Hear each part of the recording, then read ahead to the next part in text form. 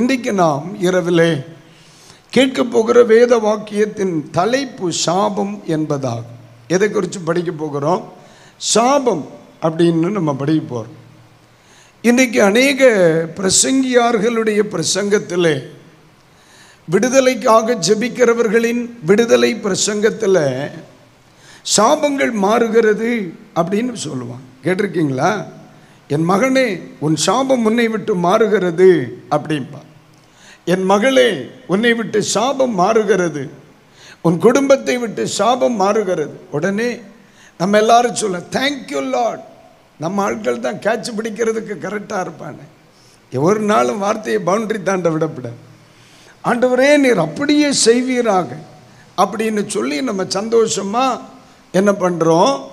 அந்த சாபத்திலிருந்து விடுதலை பெறுவதற்கு மனிதன் ரொம்ப முயற்சித்து கொண்டே இருக்கிறான். கிறிஸ்தவத்தில் மட்டுமல்ல, பிற சமயங்களில் கூட சாபம் என்கிற ஒன்றிலிருந்து மனிதன் விடுபட்டு போவதற்கு அநேக வழிமுறைகள், அநேக காரியங்களை மற்றவர்கள் பேசுகிறத நான் கேட்குறேன். ஆனால் இந்த ராத்திரி நம்முடைய செய்தியினுடைய நோக்கம் என்ன அப்படின்னு கேட்டிங்கன்னா, ஒன்று, சாபம் என்றால் என்ன, அதை இன்னைக்கு படிக்கணும். 2, சாபம் எவ்விதம் வரும், 3, சாபத்தை எப்படி மாற்றலாம்.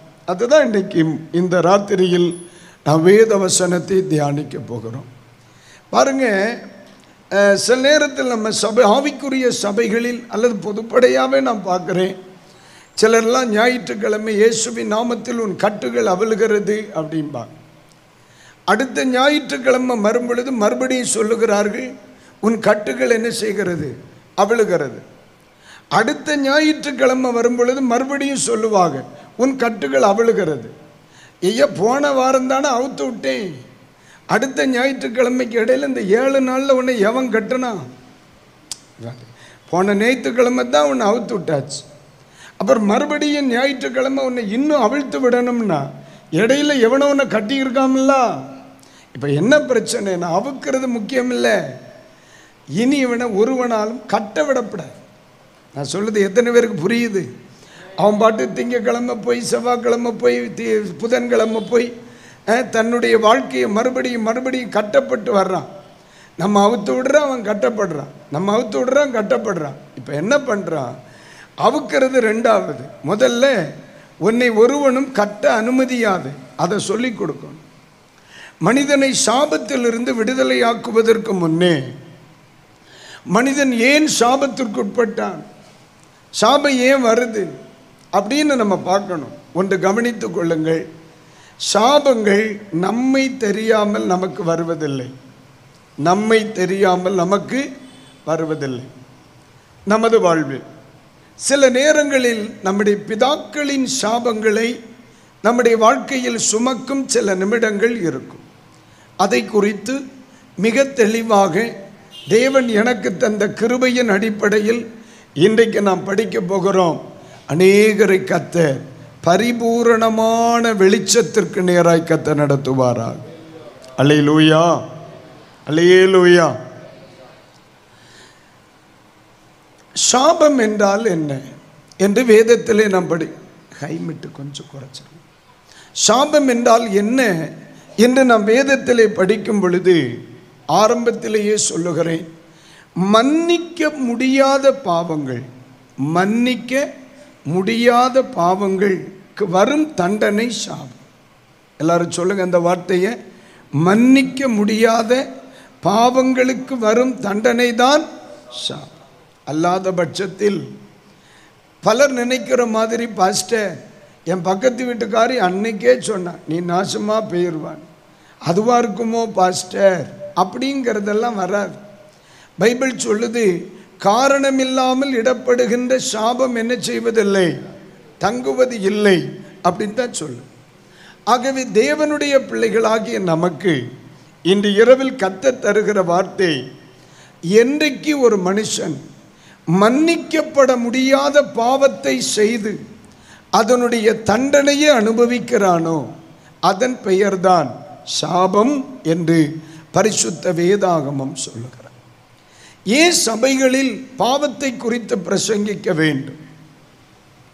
ஏன் சபையில் பரிசுத்த வேதாகமம் சாபத்தை குறித்து வெளிப்படையாக பேசுகிறது, பாவத்தை குறித்து வெளிப்படையாய் பேசுகிறது? சொற்ப நேரத்தில் பாவம் சிற்றின்பத்தை கொண்டு வந்தாலும் 1000 தலைமுறை மட்டும் பாவம் பாதிப்பை ஏற்படுத்தக்கூடிய ஒன்று என்பதை மறந்துவிடும். சொற்ப நேரம். ஆதாமும் ஏவாளும், நான் நினைக்கிறது என்ன பழம்னு தெரியல, சாப்பிட்டு விருட்சத்தின் கனி அப்படின்னு இருக்கு. ஆனால் நம்ம எல்லாம் அந்த ஆதாம் ஏவாள் கதையை சித்தரிக்கும் பொழுது ஆப்பிள் தான் வரைஞ்சி வச்சுருப்பாங்க. பார்த்தீங்களானே, இந்த ஆதாம் ஏவாள் ஸ்டோரியில் இந்த சின்ன பிள்ளைகளுக்கு இந்த சைல்டு பைபிள் இருக்குல்ல, அதில் இந்த பாட்டி கையில் என்ன தான் இருக்கும்? ஆப்பிள் தான். யாருமே மாம்பழத்தையோ கொய்யாப்பழத்தையோ வரைகிறது இல்லை. அப்போ நமக்கு பொதுவாகவே ஆப்பிளை பார்க்கும் பொழுது சாத்தான் ஃப்ரூட்டு மாதிரியே இருக்கு. ஆனால் உண்மையிலேயே அது ஆப்பிள்னு எனக்கு தெரியல, அது வேற ஏதோ ஒன்றுனே, அது வேற ஏதோ ஒன்று. ஆனால் அந்த ஒரு ஆப்பிளை கையில் எடுத்துருங்க, சும்மா அதை சாப்பிட்டா எவ்வளோ நேரம் பசி ஆறும்? ஒரு அரை மணி நேரம் பசி ஆறும். ஒரு ஆப்பிளை சாப்பிட்றதுக்கு எவ்வளோ நேரம் ஆகும்? இப்போ சிலர் யோசிக்கிறாங்க, நமக்கெல்லாம் ஒரே வாயில் அமைக்கிறோம்ல. அப்போது ஒரு 5 நிமிஷத்தில் காலியாக போகிற, அரை மணி நேரத்தில் ஜீரணிக்க போகிற ஒரு ஆப்பிள் இன்னைக்கு எத்தனை தலைமுறை ஆகிறது? 6000 இயர்ஸ், 6000 வருஷங்கள் மனுக்குலத்தினுடைய அந்த ஜெனரேஷன், 6000 வருஷங்கள் மனுக்குலத்தின் சரித்திரம் இருக்குல்ல. ஒரு அரை மணி நேரம் சந்தோஷம், ஒரு 5 நிமிட சந்தோஷம், ஒரு பழம் எத்தனை தலைமுறையை பாதிச்சிருக்கு பாருங்க. அதுதான் சொற்ப நேரத்திற்கு நமக்கு கிடைக்கிற பாவ சந்தோஷம். இந்த அநீதியான சந்தோஷம் தலைமுறைகளை அழிச்சிடும். அது ஒரு மனிதனோடு முடிந்து போகிறது இல்லை. இப்போ நம்ம அடிக்கடி யோசிக்கிறோம் இல்லை, எல்லாம் இந்த பாட்டி பார்த்த பார்வை, அவன் மட்டும் சாப்பிடாம இருந்திருந்தா இந்த வெயிலில் கஷ்டப்படணுமா? நானும் அடிக்கடி நினச்சி பார்ப்பேன். சில இடத்துல நம்மளை மீட்டிங்கெல்லாம் கூப்பிட்டு அமைத்தோத்தர நரகத்தின் வாசலில் நிறுத்திடுவாங்க. அப்படின்னா ஃபேன் வைக்க மாட்டாங்கன்னு அர்த்தம். எந்த வசதியும் இருக்காது, வேர்த்து ஊற்றும். பார்த்துக்கிடுங்க. அப்பந்தான் நமக்கு ஞாபகம் வரும், உன் நெற்றி வேள்வை நிலத்தில் விழ நீ உழைப்பாய் அப்படின்ற. சில நேரத்தில் நானே பிரசங்கம் பண்ணி அடித்து ஊற்றுவோம் பார்த்துக்க. அப்போ எல்லாம் எனக்கு ஆதாம் மேலே கோபமாகவே வரும். அவர் மட்டும் இதை செய்யாமல் இருந்தால் இப்போ நான் பிரசங்கம் பண்ணி இருக்க வேண்டி வந்திருக்கார். நானும் பேசாமல் எங்கே இருந்திருப்பேன்? ஏதேன் தோட்டத்தில் அப்படியே ஜாலியாக சுற்றி இருக்கலாம். எல்லாம் அவன் பார்த்த பார்வை அப்படின்னு நம்ம சொல்கிறோம். ஆனால் சொற்ப நேர பாவ சந்தோஷம், சொற்ப நேர மனிதனின் சிந்தை பெரிய மனித தலைமுறைக்கே மிகப்பெரிய பாதிப்பை ஏற்படுத்திட்டு அல்லவா? அதனால தான் இன்றைய சபைகள் பாவத்தை குறித்தும், இன்றைய காலத்தில் பரிசுத்த ஆவியானவர் நீதியை குறித்தும், இக்காலத்தில் தேவ கிருபை நியாய தீர்ப்பை குறித்தும் பிரசங்கித்துக் கொண்டே இருக்கிறார். அல்லேலூயா. நீங்க நல்லா கவனிங்க. இந்த உலகத்தில் யாரை பெரிய பாஸ்டர்னு சொல்லுவோம்? அற்புத அடையாளங்கள், பயங்கரமான தீர்க்க தரிசனங்கள் பேசுகிறவர்களே நம்ம ரொம்ப மதிக்கிறோம், மதிக்க வேணான்னு சொல்லல. ஆனால் லாசரு உயிர்ப்பிக்கப்பட்டான், அவன் மறுபடியும் என்ன செய்தான்? மரித்தான். இந்த உலகத்தில் எந்த ஒரு மனுஷன் பாவத்தை குறித்தும், நீதியை குறித்தும், நியாய தீர்ப்பை குறித்தும் மிக தெளிவாக பிரசங்கிக்கிறானோ அவனை விட பெரியவன் எவனுமே இருக்க முடியாது. அல்லேலூயா. அதனால தான் எப்போவுமே சொல்லுவேன், நம்ம ஒரு சபையை தேர்வு செய்தால், நம்ம ஒரு தேவ மனிதனை தேர்வு செய்தால், நம்ம ஒரு ஊழியக்காரரை தேர்வு செய்தால், அந்த மனிதனிடத்திலே பாவத்தை குறித்த கண்டிப்பு இருக்கான்னு பார்க்கணும், நீதியை குறித்த வாஞ்சை இருக்கான்னு பார்க்கணும், நியாய தீர்ப்பை குறித்த படிப்பினை இருக்கான்னு பார்க்கணும். இந்த மூன்றும் இல்லாத ஒரு மனுஷனால் நம்மை நித்தியத்திற்கு நேராய் நடத்த முடியாது, நம்மை பரலோகம் கூட்டி சேர்க்க முடியாது. என் ஆண்டவர் என்னிடத்திலே ஆண்டுகளுக்கு முன் சொன்ன ஒரு காரியத்தை சொல்லுவேன், ஒரு நாளும் உன்னுடைய செய்தி ஜனங்களுக்குள்ளே உலக ஆசையை கொண்டு வந்து விடக்கூடாது. எனக்கு ஆண்டவர் சொல்லி கொடுத்த பாடம், ஒரு நாளும் உன்னுடைய செய்தி இல்லை, ஒரு நாளும் உன் ஜனங்களுக்குள்ள உலக ஆசையை கொண்டு வந்துடவே கூட, உலகத்தின் மேல் அவர்களுக்கு நாட்டம் வந்துடக்கூடாது. உன்னுடைய செய்தி முடியும் பொழுது இயேசுவே என்று கூப்பிடுகிறவனாய் அவன் மாறணும். தேவனுடைய ராஜ்யத்தை குறித்த விருப்பம் உள்ளவனாய் அவன் மாறணும். பரிசுத்தத்தை குறித்த ஆசை உள்ளவனா மாறணும். காரணம் என்ன? இயேசு செல்வந்தர்களை அழைக்க வரவில்லை, அவர் பரிசுத்தவான்களை அழைக்கத்தான் வருகிறார். அல்லேலூயா சொல்ல முடியுமா? அல்லேலூயா. இன்னைக்கு எது சாபத்திற்கு காரணமாய் இருக்கிறதுன்னு, மன்னிக்க முடியாத பாவத்திற்கு வரும் தண்டனை தான் சாபம். ஒரு சில காரியங்களை உங்களுக்கு சொல்றேன். பாவத்தை 3 வகையாக நம்ம பிரிக்கலாம். பெரிய பாவம், சின்ன பாவம் இல்லைன்னு. ஒன்று வார்த்தையினால் மன்னிக்கப்படுகிற பாவம். உங்களுக்கு ட்ரை பண்ணி பாருங்க, ஒரு வாட்டி இதை சொல்லுங்க. வார்த்தையினால் மன்னிக்கப்படுகிற பாவம். 2 தண்டனையோடு மன்னிக்கப்படுகிற பாவம். 2 தண்டனையோடு மன்னிக்கப்படுகிற பாவம். 3 தண்டனையும் உண்டு, மன்னிப்பு இல்லை. தண்டனை உண்டு, மன்னிப்பு இல்லை. இதற்கு பெயர் தான் சாபம். இதுக்கு பெயர் தான் சாபம். தேவனுடைய பிள்ளைகள் கவனிக்கணும். ஏனென்று சொன்னால், பாவத்தை குறித்து நாம் தெளிவாய் படிக்கும் பொழுது சில பாவங்கள் ஆண்டவரே என்னை மன்னிச்சிருங்க அப்படின்னு சொல்லி இரக்கம் கேட்கும் பொழுது மன்னிப்படைந்து விடுகிறது, மன்னிப்படைந்து விடுகிறது. சிற்றை இல்லாத மன்னிப்பு கிடைக்கிறது. ஆனால் சில நேரங்களில் சிற்றை கிடைக்கிறது, மன்னிப்பும் கிடைக்கிறது. சிற்றையும் கிடைக்கிறது, மன்னிப்பும் கிடைக்கிறது. ஆனால் சில நேரங்களில் சிற்றையும் கிடைக்கிறது, மன்னிப்பும் கிடைக்கவில்லை. அப்போ மன்னிப்பு கிடைக்க முடியாத அந்த பாவத்திற்கு கிடைக்கும் தண்டனை தான் சாபம். அதை விட கொடுமை இந்த உலகத்தில் எதுவும் இருக்க முடியாது. என் அன்புக்குரியவர்களே, வெளிப்படையாகவே சொல்லுகிறேன். இப்போ ஒரு கேள்வி, பாவம் என்றால் என்ன? பாவம் என்றால் என்ன? வேதாகமத்தில் ஒரு வசனம் சொல்லுகிறது. 1 யோவான் 3ஆம் அதிகாரம் 4ஆம் வாக்கியம் எடுத்துக்கொள்ளுங்க, பார்க்கலாம். 1 யோவான் 3ஆம் அதிகாரம் அதனுடைய 4ஆம் வாக்கியம். பைபிள் என்ன சொல்லுது? வாசிக்க கேளுங்கள். பாவம் செய்கிற எவனும் நியாய பிரமாணத்தை மீறுகிறான். பிரமாணத்தை மீறுகிறான். நியாய பிரமாணத்தை மீறுகிறதே பாவம். பிரமாணத்தை மீறுகிறது பாவம். பைபிள் அழகா சொல்ல. நம்முடைய கைகளில் ஆண்டவர் ஒரு அற்புதமான ஒரு பிரமாணம் ஒன்றை கொடுத்திருக்கிறார். பைபிள் வச்சிருக்கிறவங்க எல்லாம் உங்களுக்கு இயலுமானால் உங்கள் பைபிளை கையில் வலது கையில் எடுத்து அப்படியே உயர்த்தி காண்பீங்க, பார்க்கலாம். ரொம்ப நன்றி. தூத்துக்குடி மக்கள் வாழ்க. இப்போ ஒரு அல்லேலூயா சொல்லுங்க, அப்படியே ஒரு முறை கூட சொல்லுங்க, அப்படியே ஆர்ப்பரிப்பா சொல்லுங்க, அப்படியே. தேங்க்யூ அண்ணே. ஆமாம், நாளைக்கு வந்துருங்க. இங்கே யோவான் சொல்லுகிறார், பிரமாணம் மீறுவது பாவம். பிரமாணம் மீறுவது பாவம். அது நான் செய்தாலும் அதுதான், அவர் செய்தாலும் அதுதான், இவர் செய்தாலும் அதுதான், நீங்கள் செய்தாலும் அதுதான். என்னால் அது மீறப்படுகிறது என்றால் நான் பாவி, உங்களால் அது மீறப்படுகிறது என்றால் நீங்கள் பாவி. பிரமாணம் மீறப்படத்தக்கதல்ல. பிரமாணம் மீறப்படத்தக்கதல்ல. எப்பொழுது ஒரு மனிதனில், ஒரு குடும்பத்தில், ஒரு தேசத்தில், ஒரு சபையில் தேவனுடைய பிரமாணம் மீறப்படுகிறதோ அது பாவம். ஆமென். அப்ப இன்றைக்கு ராத்திரி நம்முடைய சபைகளுக்கு நாம் உபதேசிக்கும் பொழுது எதுக்கு உபதேசிக்கணும்? பிரமாணம் என்ன செய்யப்படக்கூடாது? மீறப்படக்கூடாது.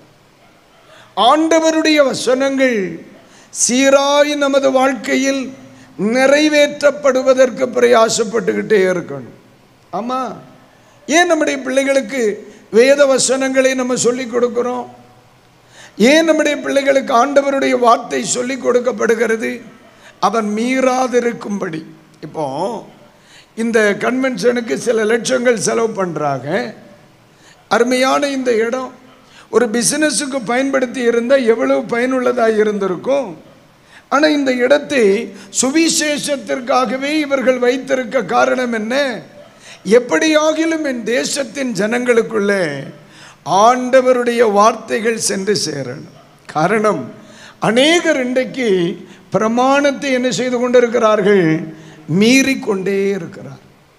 நிறைய பேருக்கு மீறுதலே தெரிய மாட்டேங்குது.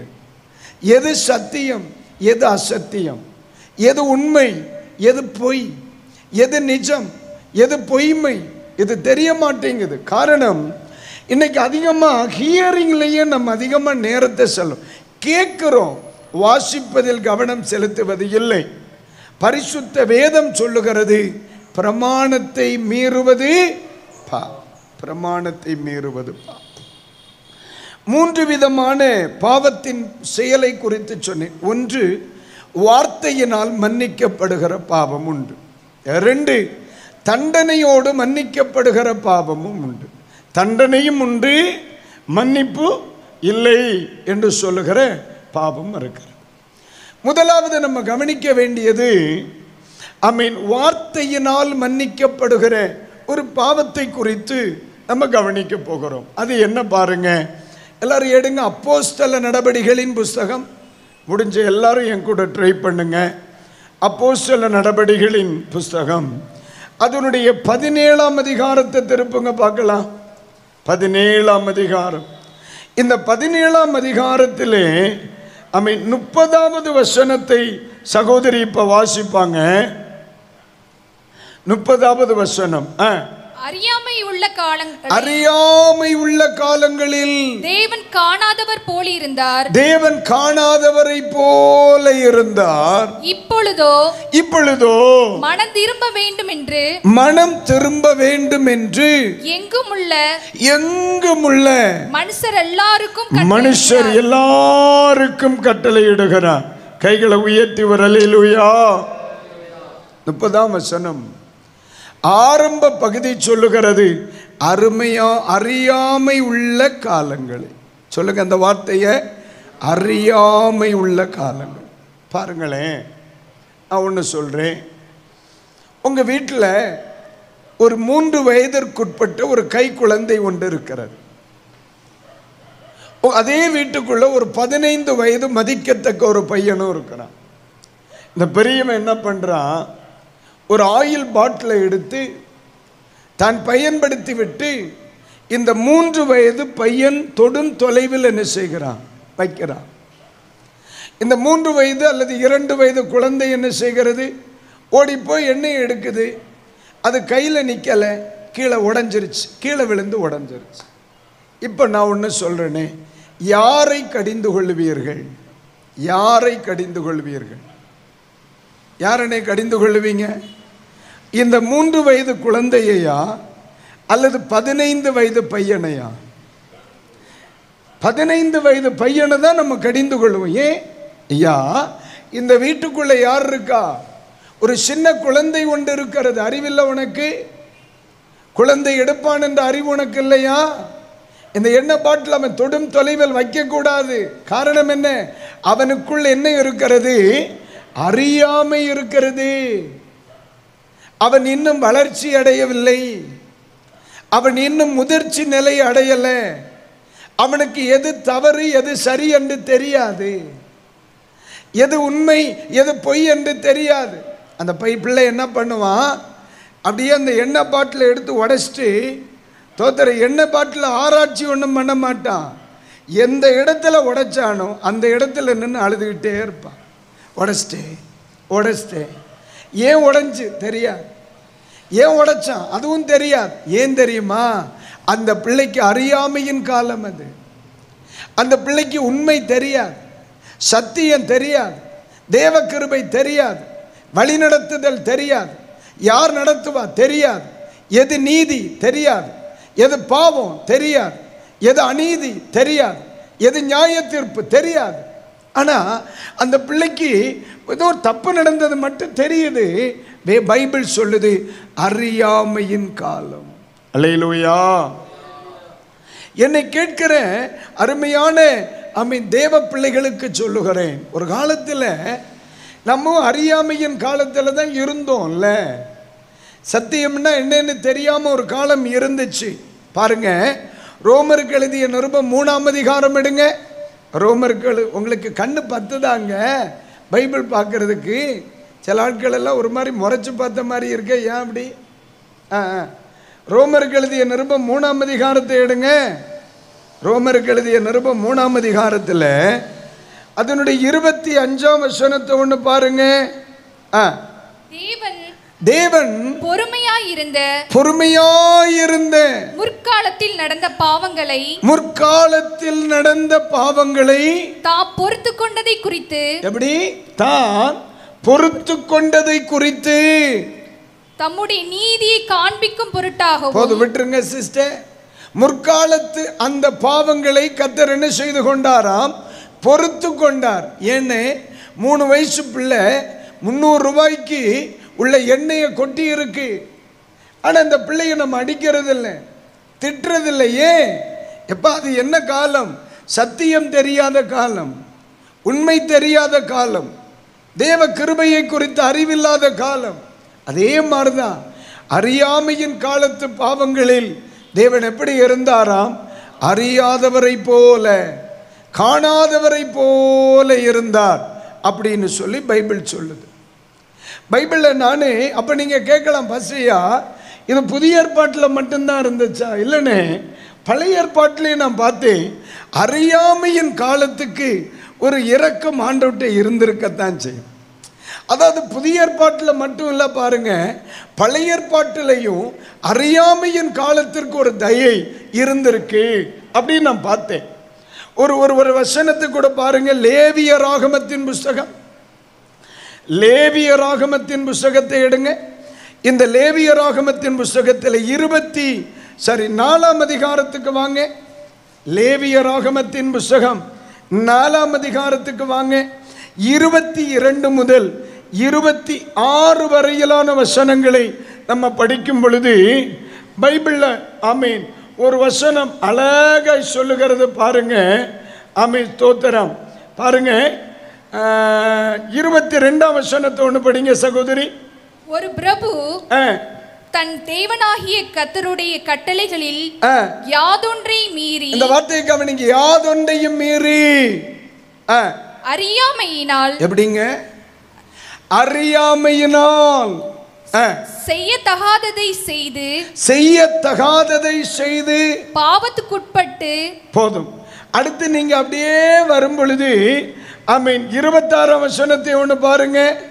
அதன் கொழுப்பு முழுவதையும் சமாதான பலியின் கொழுப்பை போல பலிபீடத்தின் மேல் தகனித்து இவ்வண்ணமாய் ஆசாரியன் அவன் செய்த பாவத்தை குறித்து அவனுக்காக பாவ நிவர்த்தி செய்ய கடவன். அப்பொழுது அது அவனுக்கு மன்னிக்கப்படும். அல்லேலூயா. இது யாருமா? பிரபு. 22ஆம் வசனத்தை படிக்கும் பொழுது ஒரு பிரபு தன் தேவனாகிய கர்த்தருடைய வார்த்தைக்கு மீறி அறியாமையினாலே. அப்ப அறியாமையினாலே ஒரு மனுஷன் பிரமாணத்தை மீறும் பொழுது, இப்ப மட்டுமல்ல, நியாய பிரமாண காலத்திலேயே ஆண்டவர் என்ன வச்சிருக்கிறார்? ஒரு மன்னிப்பை வச்சிருக்கிறார். அதோட முடியல. 27ஆம் வசனத்தை ஒன்று பாருங்க. சாதாரண ஜனங்களில் ஒருவன் அறியாமையினால் கர்த்தருடைய கட்டளைகளில் யாதொன்றை மீறி செய்யத்தகாததை அவன் செய்து பாவத்துக்குட்பட்டு குற்றவாளி ஆனால். அந்த வார்த்தை கவனிங்க. நேரமே சொன்னது யாரு? பிரபுக்களில் ஒருவன். இங்க சொல்லுகிறது யாரு? சாதாரண மனிதர்களில் ஒருவன் தான் செய்யத்தகாததை அறியாமையினால் செய்து அவன் குற்றவாளியானால். சரி, 31ஆம் வசனத்தை படிங்க. சமாதான பலியிலிருந்து கொழுப்பை எடுப்பது போல அதன் கொழுப்பு முழுவதையும் எடுத்து ஆசாரியன் பலிபீடத்தின் மேல் கர்த்தருக்கு சுகந்த வாசனையாக தகனித்து இவ்வண்ணமாய் அவனுக்கு பாவ நிவர்த்தி செய்ய கடவன். அப்பொழுது அவனுக்கு மன்னிக்கப்படும். கைகளை உயர்த்தி ஒரு அல்லேலூயா. அறியாமையினால் செய்த பிரபுவாய் இருந்தாலும் சரி, அவன் செய்ய வேண்டியதை செய்யும் பொழுது அது அவனுக்கு மன்னிக்கப்படும். சாதாரணமான மனிதனாய் இருந்தாலும் சரி, அவன் அறியாமையினால் செய்த தவறை அவன் சில காரியங்களை செய்யும் பொழுது அது அவனுக்கு என்ன செய்யப்படுகிறது? மன்னிக்கப்படுகிறது. காரணம், அறியாமையின் காலத்து பாவங்களை தேவன் எப்படி இருந்தாராம்? தோத்தர் அறியாதவர் போல இருந்தார். அல்லேலூயா, அல்லேலூயா, கர்த்தருக்கு ஸ்தோத்திரம். அதனால தான் பைபிள் சொல்லுது, தன் பாவங்களை மறைக்கிறவன் யார்? தன் பாவங்களை குறித்து ஒரு மனுஷன் மனஸ்தாபப்பட்டு தேவனுடைய சமூகத்தில் அறிக்கையிட்டு அதை விட்டுவிடும் பொழுது அவன் தேவனிடத்தில் இரக்கம் பெறுகிறான். காரணம் என்ன? அது அறியாமையின் காலத்து பாவம். இவனுக்கு அறியாமையின் காலத்து பாவம். ஐயா, நீதி என்று தெரியாதல்ல, நீதி என்று தெரியாதல்ல. ஒன்று நான் கவனிங்க. சரி, புதிய ஏற்பாட்டு பகுதியில் இயேசு கிறிஸ்துவின் சிலுவை மரணத்தை போன வாரத்தில் நம்ம எல்லாரும் படித்தோம்ல. நம்ம பொதுவாகவே சிலுவையை நினைக்கிறதே ஈஸ்டர் காலத்தில், அது இல்லையானே? இயேசு பாடுபட்டார், இயேசு நமக்காய் சிலுவையில் மரித்தார், இயேசுவின் சிலுவை மரணத்தினால் எனக்கு மாற்றம் உண்டு அப்படிங்கிறத நம்ம நினைக்கணும். நினைக்கிறது மேக்சிமம் மார்ச்சில் தான்னே நினைக்கிறோம், மார்ச்சில் தான். அப்புறம் மறந்துடுவோம். இனி எப்போ நினைப்போம்? இனி அவரை பிடிச்சி சிலுவையில் அறையட்டும் அப்போ நினைப்போம். எப்போ அறைவாக? அடுத்த மார்ச் வாக்கில் அறைவாக. இப்படியே நம்ம போயிட்டு இருக்கிறதுனால நமக்கு நிறைய தெரியறதில்லை. இது பழைய ஏற்பாட்டின் காலத்திலே அறியாமையின் காலத்திற்கு ஒரு தயை இருந்த மாதிரி இயேசு இப்போ கல்வாரி சிலுவையிலே அவர் தொங்கிக் கொண்டிருக்கிறார். இந்த இடத்திலே அவர்களுக்கு, தனக்கு தீங்கு செய்தவர்களுக்கு மன்னிப்பு வருகிறது. இயேசு பயன்படுத்துகிற வார்த்தை என்ன? ஆண்டவரே, தாங்கள் செய்வது இன்னதென்று அறியாதபடியார்.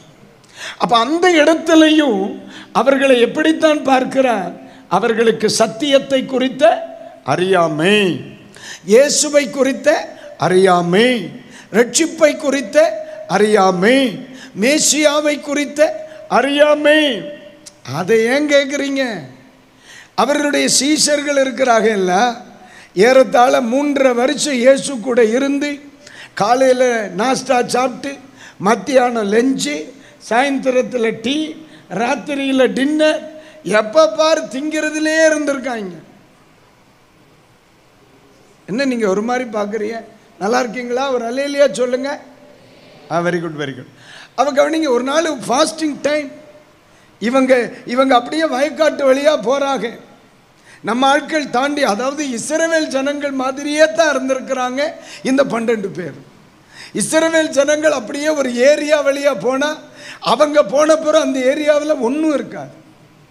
முன்னால் போகிறவன் பப்பாளி பழுத்த பழமாக பறிச்சுட்டு போவான், 2வது போகிறவன் காயாக பறிச்சுட்டு போவான், 3வது போகிறவன் பிஞ்சா பறிச்சுட்டு போவான், அடுத்து போகிறவன் சரி பூ பார்க்கறதுக்கு நல்லா இருக்குன்னு பூவாக பறிச்சுட்டு போவான் எங்கள் பப்பாளியில். அடுத்து போகிறவன் என்ன பண்ணுவான்? புல்லாங்குழலாவது செய்து விளையாடலான்னு இலையாக படிச்சுட்டு போவான். அடுத்த வாரம் பார்ப்பான், ஒன்றுமே இல்லாமல் நீ என்னத்துக்கு இருக்கேன்னு மூட்டோட பிடுங்கிட்டு போயிடுவான். அது இருந்த இடமும் இனி அதை அறியா. அப்போ நீங்க நல்லா கவனிக்கணும். இந்த ஏரி குரூப் தாண்டி போயிருச்சுன்னு வைங்க, ஏரியா கிளீன், ஏரியா கிளீன். அதே மாதிரி தான் இந்த 12 சீஷர்கள் இருந்திருக்காங்க. வயக்காட்டுக்காரங்கெல்லாம் கம்ப்ளைண்ட் சொல்றாங்க, ஐயா இவர்கள் கோதுமை வழி வழியாய் போகிறாங்க, உம்முடைய சீஷர்களை ஒன்று சொல்லி வையும், இந்த உபவாச நாளிலாகிலும் எங்கள் கதிர்களை வந்து விட்டு விடட்டும். அந்த லெவலில் இருந்திருக்கான். 3.5 வருஷம் இயேசு சாதாரணமான பிரசங்கியாரா? இயேசுக்கு பிரசங்கம் எல்லாம் பயங்கரமா இருக்கு. 1000 வருஷம் நம்ம பிரசங்கம் பண்ணா இயேசு பிரசங்கம் பண்ண பிரசங்கத்தை நம்மளால பண்ண முடியாதுன்னு அவ்வளவு மகிமையா பிரசங்கம் பண்ணினவ 3.5 வருஷம் இயேசு கூட இருந்து பிரசங்கத்தை கேட்டுட்டு கடைசியில கேட்கிற, அது சரி, உம்முடைய ராஜ்யத்தை எப்ப எங்களுக்கு தருவீர்? இயேசு ஏற்கனவே சொல்லி இருக்கிறார், நான் இந்த உலகத்தான் அல்லாதது போல நீங்களும் இந்த உலகத்தார் அல்ல. இது ஏற்கனவே பிரசங்கம் பண்ணி இருக்கார். என்னுடைய ராஜ்யம் இவ்வுலகத்திற்கு அடுத்தது அல்லேன்னு சொல்லி குழந்தைகளுக்கு சொல்ற மாதிரி பிரசங்கம் பண்ணி 3.5 வருஷமா இவங்களுக்கு உடம்பு நிமிர்கிற அளவிற்கு திங்க கொடுத்து சுவாத்த போட்டு வச்ச பிறகு 3.5 வருஷம் முடிவில் கேட்குறேன், அதெல்லாம் சரிதான், எப்ப நீர் ராஜ்யத்தை தருவீர்னு.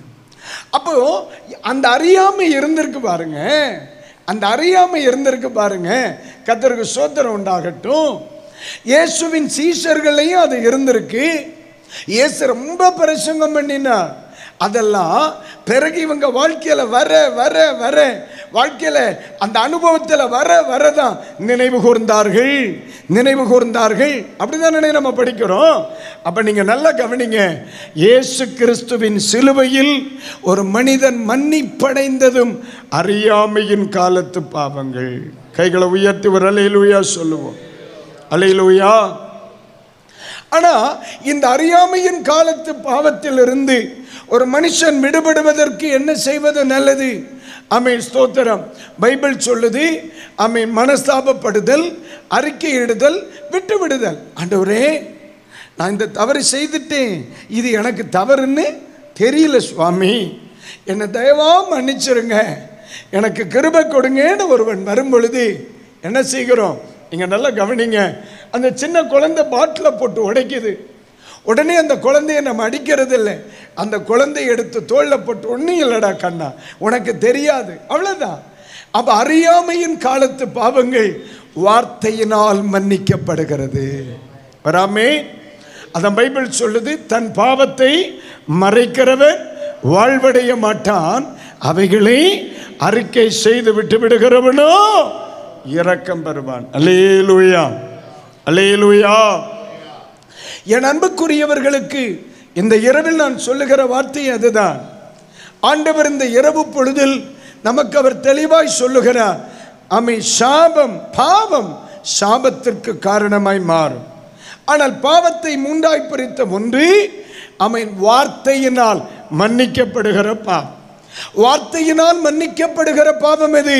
பைபிள் சொல்லுது, அறியாமையின் காலத்து பாவங்கள். கைகளை உயர்த்தி வர அல்லேலூயா, அல்லேலூயா. கர்த்தருக்கு ஸ்தோத்திரம். இனி இரண்டாவதாக நம்ம சிந்திக்க வேண்டிய பகுதி தண்டனையோடு மன்னிக்கப்படுகிற பாவம். தண்டனையோடு மன்னிக்கப்படுகிற பாவம். இதற்கு நம்ம எக்ஸாம்பிளா தோத்திரம் நம்ம படிக்கிறது பேசிக்கா நம்ம சொல்லணும்னா மோசேயை குறித்து படிக்கலாம். மோசேயை குறித்து படிக்கலாம். ஒரு நாள் ஆண்டவர் மோசேயினிடத்தில் சொல்றார், என்ன பிரச்சனைன்னா இஸ்ரவேல் ஜனங்களுக்கு போதுமான தண்ணீர் இல்லை, போதுமான தண்ணீர் இல்லை, உங்களுக்கு தெரியும். இப்போ ஜனங்கள் கேட்குறாங்க, எங்களுக்கு தண்ணீர் தேவை என்று. மோசே என்ன செய்கிறார்? ஆண்டவரிடத்தில் போய், ஆண்டவரே, ஜனங்களுக்கு தண்ணீர் இல்லை, அவர்களுக்கு தண்ணீர் கொடுக்கணும். உடனே ஆண்டவர் சொல்ல, நீ கண்மலைக்கு வா, அங்கே நான் நிற்பேன், கண்மலையை பார்த்து பேசு, நான் தண்ணீரை தர்றேன் அப்படிங்கிற. இப்போ மோசே கண்மலை அண்டை வருகிறார்.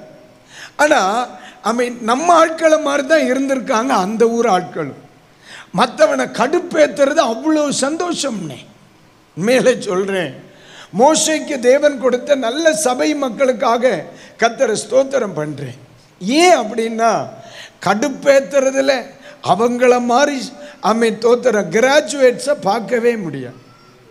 நம்முடைய ஆண்டவர் நீடிய பொறுமை உள்ள தேவன், அவர் அப்படி தானே. ஆனால் அவரே கடுப்பாயிட்டார்னா பாரு, அந்த சீனாயில் வச்சு அவர் என்ன சொல்றார்? தோத்திரம், மோசே என்ன விடு, நான் அவர்களை என்ன செய்ய போறேன்? அழிக்க போறேன். இவங்க வணங்கா கழுத்துள்ள மக்கள், உன் சந்ததியை நான் பெரிய ஜாதியாக்கிடுவேன், விட்டுரு, ஒரே போடா போட்டுறட்டும் அப்படின்னு யாரை கடுப்பேத்துறாங்க? ஆண்டவரையே, சாந்த ஸ்வரூபியாகிய சாந்தத்தின் தெய்வமாக இருக்கிற நம்முடைய தெய்வத்தையே கடுப்பேத்தனவே நம்மளை விடுவானே? யோசிக்க வேணாமா? சில நேரத்தில் நம்ம நினைக்கிறாங்க, என்ன பாடப்படுத்துகிறாங்க, வீட்டில் என்ன பாடப்படுத்துகிறாங்க, சர்ச்சில் என்ன பாடப்படுத்துகிறாங்க, ஐயோ என்னால் முடியவே இல்லை பாஸ்டர். போன மாதம் பிப்ரவரியில் ஒரு 10th வரைக்கும் இருக்கிற 10th or 12th ஆமாம் 10th வரைக்கும் தான் நினைக்கிறேன் இருக்கிற ஒரு ஸ்கூலுக்கு நான் இந்த ஆமாம் ஹை ஸ்கூலில் நான் இந்த எக்ஸாம் எழுதுகிற பிள்ளைகளுக்கு கொஞ்சம் நேரம் போய் பிரசங்கம் பண்ணி அவங்களுக்கு ஜோம் பண்ணுறதுக்கு என்னை கூப்பிட்டுருந்தாங்க ஒரு ஸ்கூலில். அப்போ அந்த என்ன பொது தேர்வு எழுதுகிற பிள்ளைகளெல்லாம் உட்கார வச்சுருந்தாங்க. ஒரு ஹெட் மிஸ்ஸஸ் அவங்களுக்கு இன்னும் ஒரு வருஷம் 2 வருஷத்துக்குள்ளே ரிட்டையர்டு இருக்கும் போல் தெரியுது. அவங்க எல்லாம் முடிச்சுட்டு எனக்கு டீ கொடுத்தாங்க. நான் குடிக்கிறதுக்கு ஆஃபீஸில் உட்காந்துருக்கிறேன். அவங்க என்னை பார்த்து கேட்டாங்க, பாஸ்டையா எனக்கு இத்தனை வருஷம் சர்வீஸில் இப்படி ஒரு ஜெனரேஷனை நான் பார்த்ததே இல்லை. உண்மையிலே பாஸ்டையான்றான். ஏன் தெரியுமா? 10 நிமிஷத்துக்கு மேலே இவனை ஒரு இடத்துல உட்கார வைக்க முடியாது.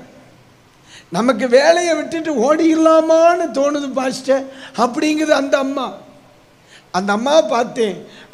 இந்த பார்வோன் ஒரு சொப்பனம் பார்ப்பார் தெரியுமா? மெலிந்த பசுக்கள் நதியிலிருந்து ஏறி வர கண்டேன். அந்த அம்மா அப்படித்தான் இருக்கு. இனி இந்த அம்மா மெலிகிறதுக்கு வாய்ப்பே இல்லைனே, அந்த அளவுக்கு இருக்கு. நான் அப்பந்தான் புரிஞ்சு, ஓஹோ இவங்களை நடத்தினா மெலிகிறது என்ன, பறக்காம இருந்தா சரி. கர்த்தருக்கு ஸ்தோத்திரம். ஏன்னா நான் 45 நிமிஷம் இவங்க கூட பேசினேன்.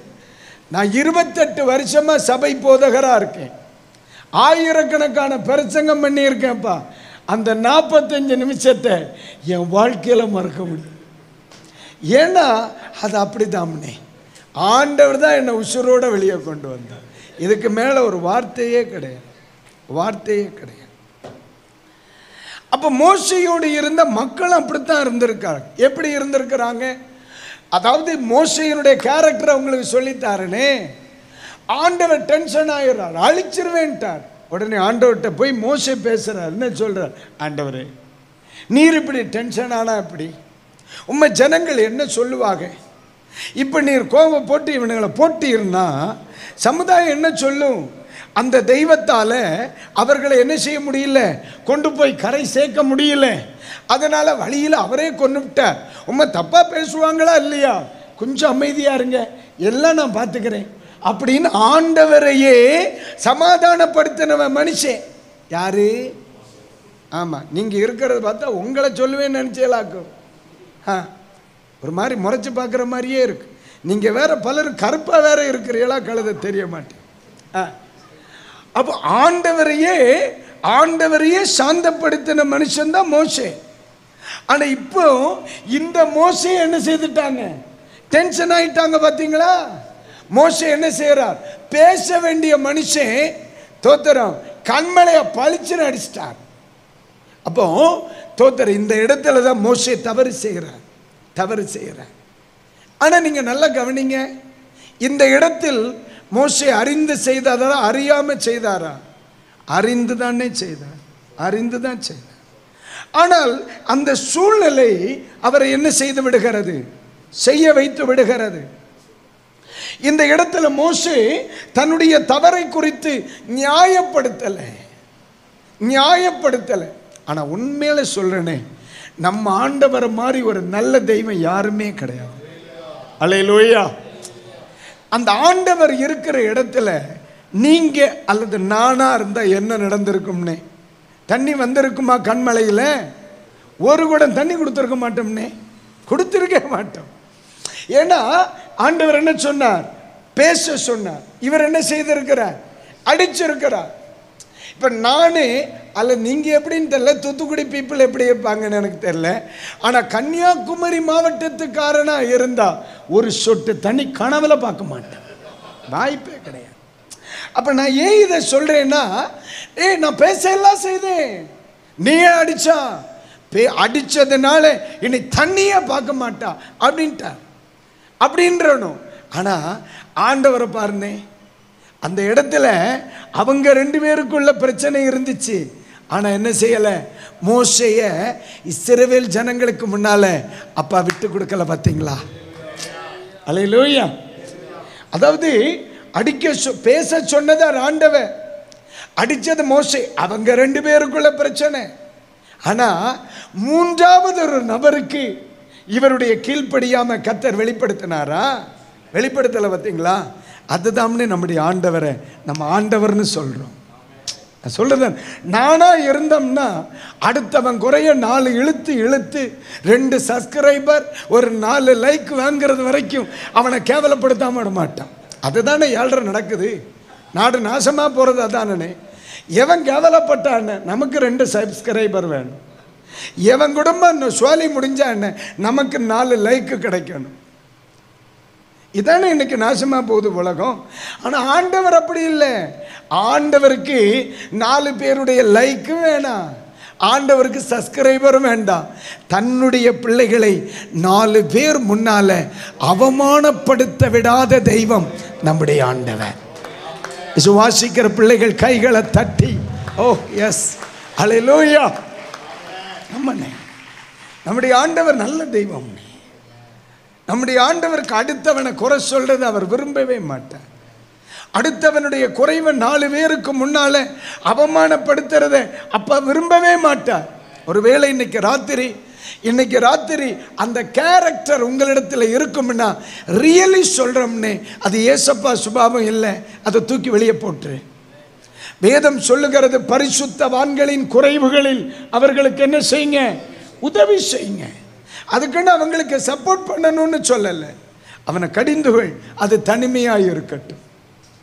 அதை கடிந்துகள், அது தனிமையாக இருக்கட்டும். அவனை கேவலப்படுத்துறதுனால ஒன்றும் கிடைக்க போறதில்லை.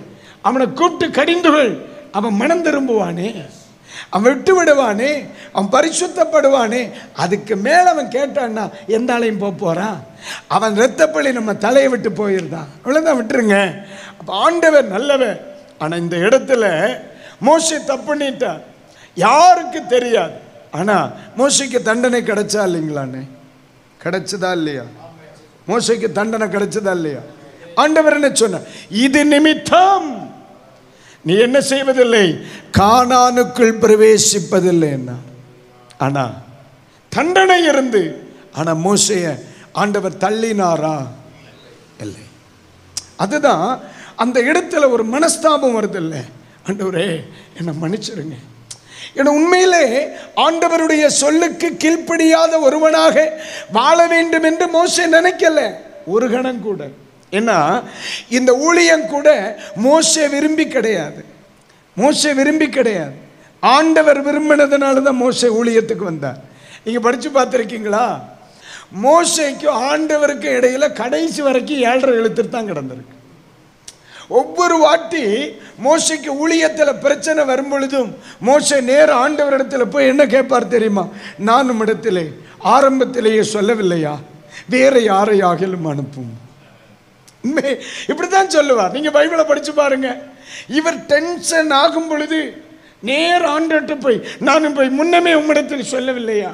உடனே ஆண்டவர் பார்ப்பார், உண்மையே பேச மாட்டார். அதனால தானே மோசேயினுடைய சரீரத்தை வேறொருவன் அடக்கம் பண்ணுவதற்கு கூட கர்த்தர் கொடுக்கல. அல்லேலூயா. கானானுக்கு செல்லவில்லை. ஆனால் மோசேயினுடைய சரீரத்தை குறித்து சாத்தான் அவகாசம் கேட்ட பொழுது அவனுடைய சரீரத்தை விட்டு கொடுக்கல. அல்லேலூயா. அதற்கு என்ன காரணம்னா, கடைசி வரைக்கும் இந்த ஊழியம் எனக்கு வேண்டாம் ஆண்டவரே, இந்த ஊழியம் வேண்டாம் ஆண்டவரே, இந்த விசுவாச வாழ்க்கை வேண்டாம் ஆண்டவரே, என்னால் முடியாத ஆண்டவரே, நான் திக்குவாய் உள்ளவன் ஆண்டவரே, இந்த வார்த்தையை அவர் அப்படியே சொல்லித்தான் வந்திருக்கார் கடைசி வரைக்கும்.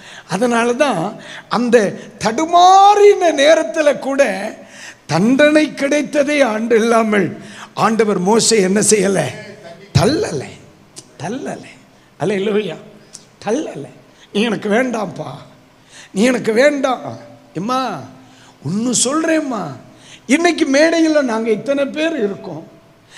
இந்த சத்தத்தை இவ்வளவு பேர் இருக்கிறீங்க, இந்த ஒரு தயையும் இருக்கிறதுனால தானே ஆமென் இன்னைக்கு வரைக்கும் நம்மளை தள்ளாம அழகா இந்த மேடையில் நிறுத்தி நம்மை அழகு பார்க்கிறார். ஆண்டவருக்கு ஒரு கைத்தட்டு கொடுக்க முடியுமாண்ணே? அல்லேலூயா. அண்ணே, உங்களை குற்றப்படுத்துறதுக்கு நான் நீதிமானும் அல்ல, என்னை குற்றப்படுத்துறதுக்கு நீ நீதிமானும் அல்ல. நம்ம 2 பேரையும் தகுதி இல்லாதவர்கள் என்று தெரிந்துதான் கர்த்தர் ரட்சித்தார். நம்முடைய தகுதி நம்மால் உண்டானதல்ல, தேவனால் உண்டாயிருக்கிறது. அதனால நானும் உங்களை குறை சொல்றதுக்கு இல்லை, நீங்களும் என்னை குறை சொல்றதுக்கு இல்லை. ஒரே ஒரு வார்த்தை, கிருபை. என்ன கிருபை? எத்தனை பேர் இன்னைக்கு ராத்திரியில் சொல்ல முடியும்? பசையா கிருபைன்னு சொல்றவங்க மட்டும் கை தூக்கி சொல்லுங்க, கிருபை தாயா, கிருபை தாயா, கிருபை தாயா, கிருபை தாயா. அல்லேலூயா சொல்லுங்க, அல்லேலூயா, அல்லேலூயா. கிருபையால் நிலை நிற்கிறோ, தேவ கிருபையால் நிலை நிற்கிறோ. சொல்லுமா, கிருபையால் நிலை நிற்கிறோ, தேவ கிருபையால் நிலை நிற்கிறோ. கிருபை கிருபை கிருபை கிருபை. கைகளை தட்டி கிருபை கிருபை கிருபை கிருபை. கைகளை தட்டி பாடலாம். கிருபையால் நிலை நிற்கிறோ, தேவ கிருபையால் நிலை நிற்கிறோ. கிருபையால், அக்கா பாடுங்க, அண்ணன் பாடுங்க. தேவ கிருபையால் நிலை நிற்கிறோ. கிருபையோ கிருபையால் நிலை நிற்கிறோ, தேவ கிருபையால் நிலை நிற்கிறோ. ஒரு முறை கூட கிருபையால் நிலை நிற்கிறோ, தேவ கிருபையால் நிலை நிற்கிறோ. கிருபை கிருபை கிருபை கிருபை கிருபை கிருபை கிருபை கிருபை. ஒரு முறை கூட கிருபை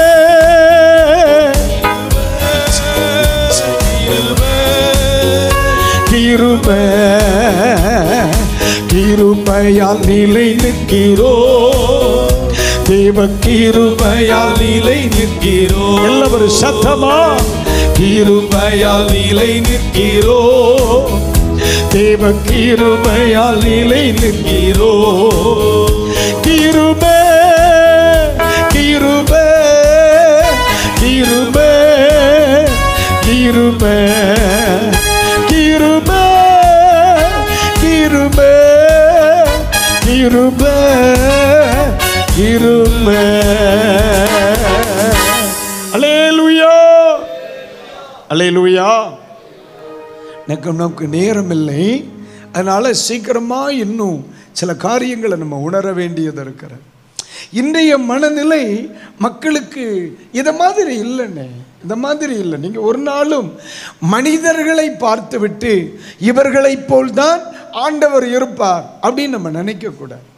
இப்போ மோசே ஒரு தவறு செய்கிறார், உண்மையிலேயே தேவனுடைய சொல்லுக்கு மீறி நடக்க வேண்டும் என்பது மோசேயின் மனநிலை அல்ல, ஆனால் அவருடைய பலகீனம், மோசேயினுடைய பலகீனம். இதை கண்ட கர்த்தர் சொல்றார், நீ என்ன செய்ய மாட்டா, கானானை காண்பாய், ஆனா நீ என்ன செய்ய மாட்ட, பிரவேசிக்க மாட்டாய் என்று சொன்னவ மோசே மோசே நீ ஊழிய செய்யண்டான்னு சொல்லலை, ஊழிய செய்ய வேண்டான்னு சொல்லலை, மரிக்கிறது வரைக்கும் ஊழிய செய்தார். ஆனால் உண்மையிலே சொல்றேன், அவருக்கு பிறகு 70 பேரை தேர்வு செய்யும் பொழுது ஆண்டவர் சொல்றார், உன் கையை 70 பேர் மேலே என்ன செய் வைப்பா. யாரு இவர், யாரு இவர்? நீங்க பாருங்க, நம்முடைய இந்திய அரசியல் அமைப்பு சட்டத்தில் ஒரு முறை சிறை தண்டனை அனுபவித்தவர் எலெக்ஷன்ல நிற்க முடியுமானே? நிற்க முடியாது. ஆனால் உண்மையிலேயே மோசே தேவனிடத்திலிருந்து தண்டனை பெற்ற ஒரு மனுஷன். அண்ணன் வந்து உள்ள உட்காருங்க, வாங்கண்ணே, ஒன்றும் வானே, அண்ணனை கூப்பிட்டு உட்காரு, வானே. ஆமாம் வாங்க, ஒன்றும் இல்லை, ஒரு 10 நிமிஷம். வெரி குட்ண்ணே, தேங்க்ஸ் அண்ணே, வெரி குட். அப்போ நீங்கள் நல்லா கவனிங்க, அந்த மனுஷன் தண்டனை பெற்ற மனுஷன், இந்திய அரசினுடைய சட்டத்தின்படி. அப்புறம் அதுக்கு பிறகு அந்த மனுஷன் ஒரு பாஸ்டராக இருக்க முடியுமானே? முடியாது. ஆனால் ஆண்டவர் தள்ளலை இல்லை. அல்லேலூயா. ஏன்னா அந்த அந்த மனுஷனுடைய ஆண்டவர் பேரில் உள்ள பற்றுதல். இந்த இடத்துல நிறைய குடும்பங்கள் இன்னைக்கும் தேவ கிருபையில் நிற்பதற்கு காரணம், எங்கேயோ ஒரு இடத்துல நீங்க ஆண்டவர் பேரில் வச்ச ஒரு அன்பு தாமனே. இல்லைன்னா சில குடும்பங்கள் எல்லாம் என்னைக்கு காணாம போயிருக்கும் தெரியுமா? நம்முடைய இந்திய சூழ்நிலையை பார்த்து நம்ம தீர்ப்பு சொல்றோம். ஆண்டவர் அப்படி இல்லை. ஒரு தடவை யோசபாத் ஆகாபனுடைய வீட்டில் சம்பந்தம் கலந்து எந்த இடத்திற்கு போகக்கூடாததோ அங்கே என்ன செய்தார்? போயிடுறார்.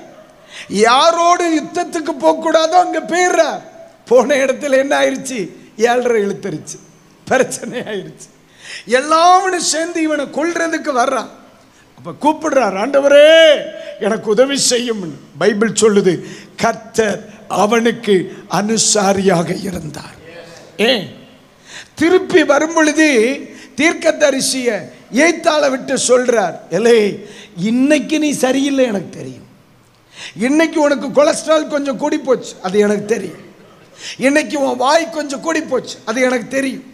இன்னைக்கு நீ சொன்னா கேட்கல, எனக்கு தெரியும். ஆனா என் சத்தியத்துக்காக நீ புறப்பட்ட அந்த நாளில் நீ என்னுடைய சொல்லுக்கு கீழ்ப்படிந்ததுனால இன்னைக்கு நீ உசுரோட இருக்க, அதை மறந்துடாத.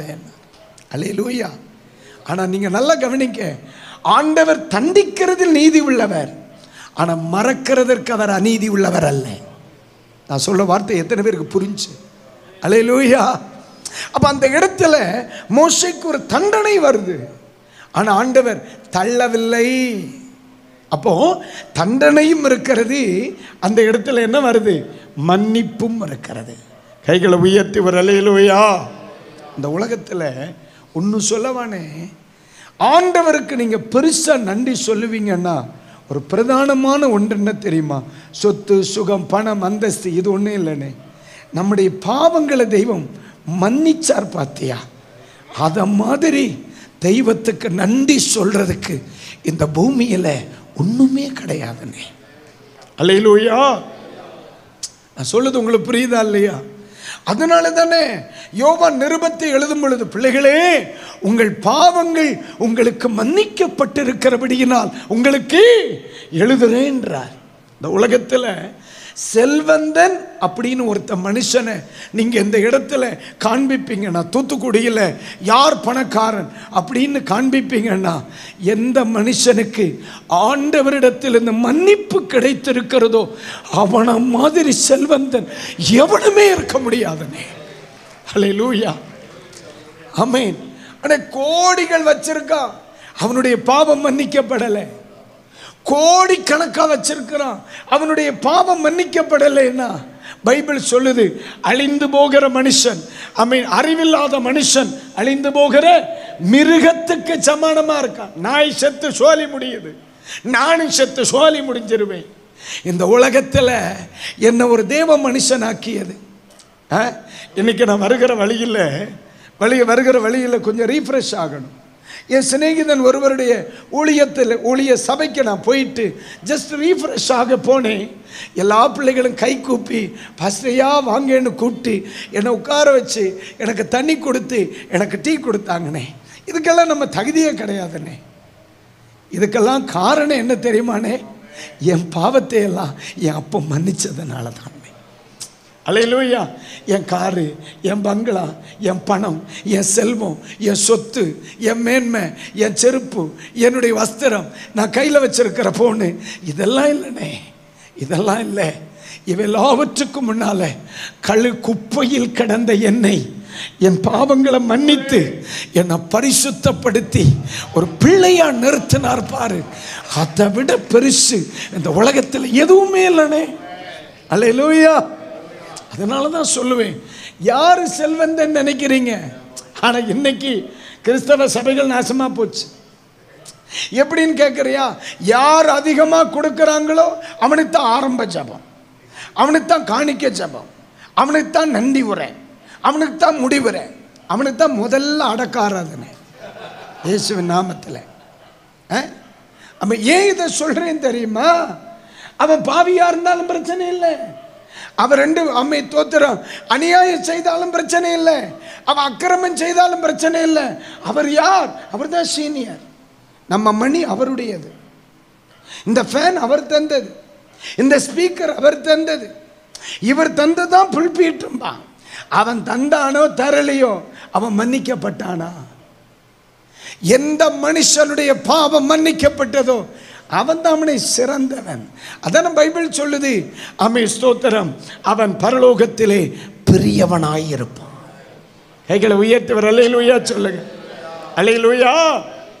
அம்மா தைரியமா உங்களை பார்த்து சொல்றேன், எவருடைய பாவங்கள் மன்னிக்கப்பட்டதோ, இவனுடைய மீறுதலை அவர் எண்ணாது இருக்கிறாரோ அவன் பாக்கியவான். பசையா என்னை மன்னிச்சிருக்கிறார், நான் ஆண்டவரிடத்தில் மன்னிப்பை பெற்ற ஒரு மனுஷன் அப்படின்னு சொல்ல முடிந்தவர்கள் மட்டும் இப்போ ஒரு அல்லேலூயா சொல்லுங்களேன். நீங்க தான் ஐயா கோடீஸ்வரன். அல்லேலூயா. ஆமா, பரலோகத்தில் நீங்க தான் பெரிய ஆளு, பரலோகத்தில் நம்ம தான் பெரிய ஆளு. இந்த பூமியில் பெரிய ஆள் அல்ல, அங்கே கர்த்தருக்கு ஸ்தோத்திரம். ஒரு தடவை நம்மில் யார் பெரியவங்கிற பிரச்சனை இப்போ நிறைய இடத்துல பிரச்சனையை உருவாக்கித்தான். நிறைய இடத்துல இயேசு கூட இருந்தவங்களை கூட விட்டுச்சா.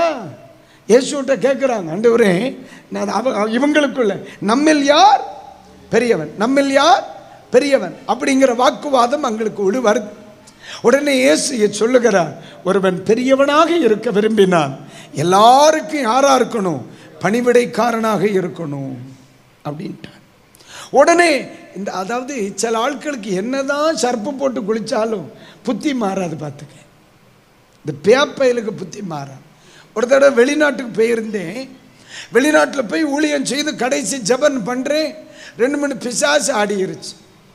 அங்கே உள்ள பிசாசு ஆடுது, அது லாங்குவேஜில் ஏதோ பேசுதுன்னு.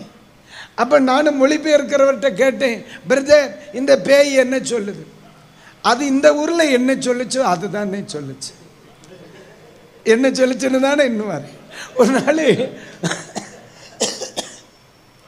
மும்பையில் பார்த்துக்கிடுங்க, ஒரு ஓப்பன் மீட்டிங் இதை மாதிரி பேசிக்கிட்டே இருக்கேன். பிரசங்கம் நடந்துட்டு இருக்கு. பிசாசு பிடிச்சவங்கெல்லாம் அலறி உருண்டு சிலதெல்லாம் அப்படியே நெளிஞ்சு பாம்பு மாதிரி அப்படியே ஊர்ந்து முன்னால் வந்து ஒரே ஆட்டம். எப்படியும் ஒரு 30 இருக்கும்னே இருக்கும், குறையாம இருக்கும். அந்த பக்கம் போனால் நிறைய பார்க்கலாம், சோமரி பிராண்டு. அப்போ கொஞ்ச நேரமாக ஒரு 2 பேய் எனக்கு முன்னால் வந்து இப்படிங்குது. கழுதை என்ன சொல்லுதுன்னு நமக்கு புரியலனே. நமக்கு தமிழே தள்ளாடிக்கிட்டு கிடக்கு, இதுக்கு மேலே மராத்தி எங்கே? அப்போ நான் கொஞ்ச நேரமாக நான் பார்த்தேன், இது என்கிட்ட என்னவோ சொல்லிச்சு. உடனே என் பக்கத்தில் டிரான்ஸ்லேட் பண்ணுறவரை பார்த்து சொன்னேன், ஐயா இந்த பேய் கொஞ்ச நேரமாக சொல்லிகிட்டு இருக்கல, என்ன சொல்லுதுன்னு பைய கேட்டேன். உடனே அவர் என்ன சொல்ல தெரியுமா? பாஸ்டே, கொல்லாமல் விட மாட்டேன், இவனை கொண்டு தான் போவேன், இவனை தர மாட்டேங்குது பாஸ்டர். ஏன் தமிழ்நாட்டு பேயும் அதானே சொல்லுது? கொல்லாமல் விட மாட்டேன், கொண்டு தான் போவேன், அழிச்சிருவேங்குது. இங்கேயும் இதே பேய் தான் எங்கே இருக்கு? வெளிநாட்டிலையும் லாங்குவேஜ் மாதிரி இருக்கு, சிட்டிசன்ஷிப் மாதிரி இருக்கு, பாஸ்போர்ட் காப்பி மாதிரி இருக்கு. கழுத புத்தி ஒன்று போலத்தான். மராத்தியில் போய் பார்த்தா அந்த பேய் இதை தான் சொல்லுது, கொண்டு தான் போவேன், கொல்லாமல் விட மாட்டேன். அதனால தான் பார்த்துக்கிடுங்க, ஆலயம் மாறின பிறதும் சில ஆட்கள் ஆள் மாறாமே இருக்கா. என்ன நீங்கள் ஒரு மாதிரி பார்க்குறீங்க? அல்லேலூயா. மொழி மாறி பிரயோஜனம் இல்லை, சபை மாறி பிரயோஜனம் இல்லை, ட்ரெஸ் மாறி பிரயோஜனம் இல்லை. ஒரு மனிதனுடைய வாழ்க்கையில் சுபாவம் மாறணும்னு, அதுதான் வாழ்க்கை. கைகளை உயர்த்தி ஒரு ஆமே. அல்லேலூயா. மோசே ஆமென் தண்டிக்கப்படுகிறார், ஆனால் தள்ளப்படவில்லை. ஆமென். இந்த இடத்துல ஆண்டவர் இருந்த ஸ்தானத்தில் நீங்களா இருந்தா, அண்ணே நானா இருந்தா என்ன செய்வேன்? அந்த ஆளை டிஸ்மிஸ் பண்ணிட்டு அடுத்த அசிஸ்டன்ட் பாஸ்டரை வச்சப்பறம் தான் அடுத்த வேலை. நம்முடைய ஆண்டவர் அதுதானே அவரை நம்ம ஆண்டவர்னு சொல்றோம். அல்லேலூயா. தண்டனையோடு மன்னிக்கப்படுகிற பாவம். இப்போ இன்னொரு சிந்தனைக்கு நேராக உங்களை அழைத்து சொல்லுகிறேன். எல்லாருக்கும் போர் அடிக்குதா? உங்களுக்கு எல்லாம் நல்லா இருக்கீங்களா? உங்கள் பக்கத்தில் இருக்கிறவங்களை பார்த்து நல்லா இருக்கீங்களான்னு கேளுங்க. நல்லா இருக்காங்களா இல்லையா?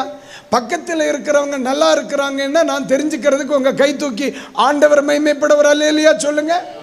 அப்போ எல்லாரும் நல்லா இருக்கீங்கன்னு அர்த்தம். சரி, இருக்கட்டும், பரவாயில்ல. அப்போ இப்போ கவனிக்கணும். இன்னொரு மனுஷனை சொல்கிறேன். தண்டனையோடு கூட மன்னிக்கப்படுகிற பாவம். இப்போ நம்ம யாரை கொண்டு வரப்போகிறேன்னா தாவீதை கொண்டு வரப்போகிறேன். தாவீதை கொண்டு வரப்போகிறேன். ஒன்றும் படிக்கலாமா? 2 சாமுவேலின் புஸ்தகம் 2 சாமுவேலின் புஸ்தகம் 2 சாமுவேலின் புஸ்தகம் 12ஆம் அதிகாரம் 12ஆம் அதிகாரம் 9ஆம் வசனத்தை ஒன்று வாசிக்க கேளுங்கள். கர்த்தருடைய பார்வைக்கு பொல்லாப்பான இந்த காரியத்தை செய்து அவருடைய வார்த்தையை நீ அசட்டை பண்ணினது என்ன? அந்த வார்த்தை எல்லாரும் சேர்ந்து சொல்லுங்க. அவருடைய வார்த்தையை நீ அசட்டை பண்ணினது என்ன? எத்தியனாகிய ஊரியாவை நீ பட்டயத்தால் மடிவித்து. உங்களுக்கு கண்ணாடி இருக்கா இல்லையா? கண்ணாடி யூஸ் பண்றது இல்லையோ? ஏம்மா, நாளைக்கு இவங்களை நல்ல வெளிச்சமான ஒரு இடத்துல உட்கார வைக்கணும். அது உன் வேலை. இயேசுவின் ரத்தம் ஜெயம். இல்லைன்னா உனக்கு குட் ஃப்ரைடே தான். சிலுவை சிலுவை சிலுவை. ரைட், இன்னைக்கு விட்டுருக்கேன். சொல்லுங்க. உரியாவை நீ பட்டயத்தால் மடிவித்து அவன் மனைவியை உனக்கு மனைவியாக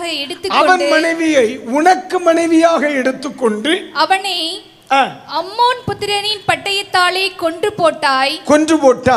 இப்போதும் நீ என்னை அசட்டை பண்ணி. அந்த வார்த்தையை நல்லா கவனிங்க. இப்போதும் நீ என்னை அசட்டை பண்ணி எத்தியனாகிய ஊரியாவின் மனைவியை உனக்கு மனைவியாக எடுத்து கொண்டபடியினால் பட்டயம் என்றைக்கும் உன் வீட்டை விட்டு விலகாதிருக்கும். போதும், கைகளை உயர்த்தி வரலேலூயா.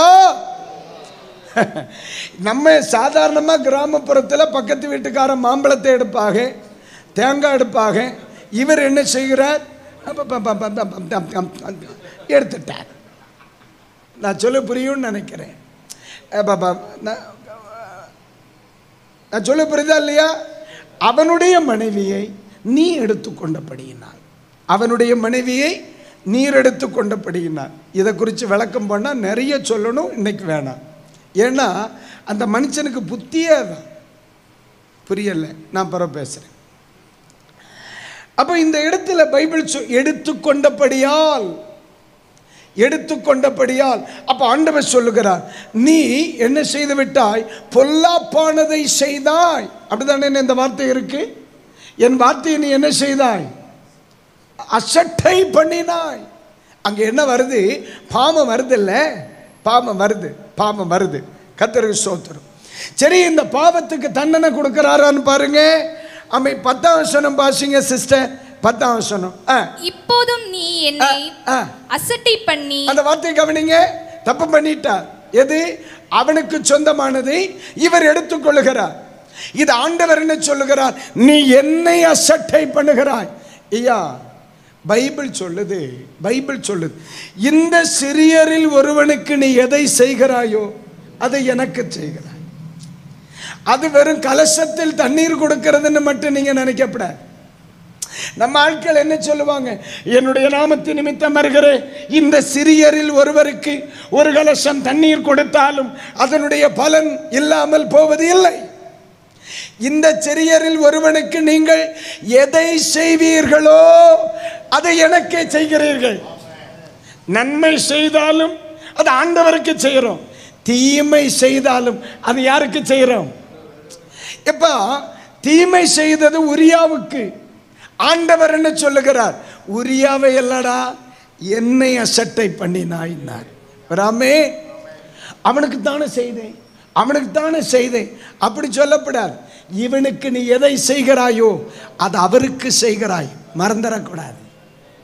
அதனால தானே நீ துன்பப்படுத்துகிற இயேசு ஏன் சவுல் என்னைக்கு இயேசுவை அடிச்சார்?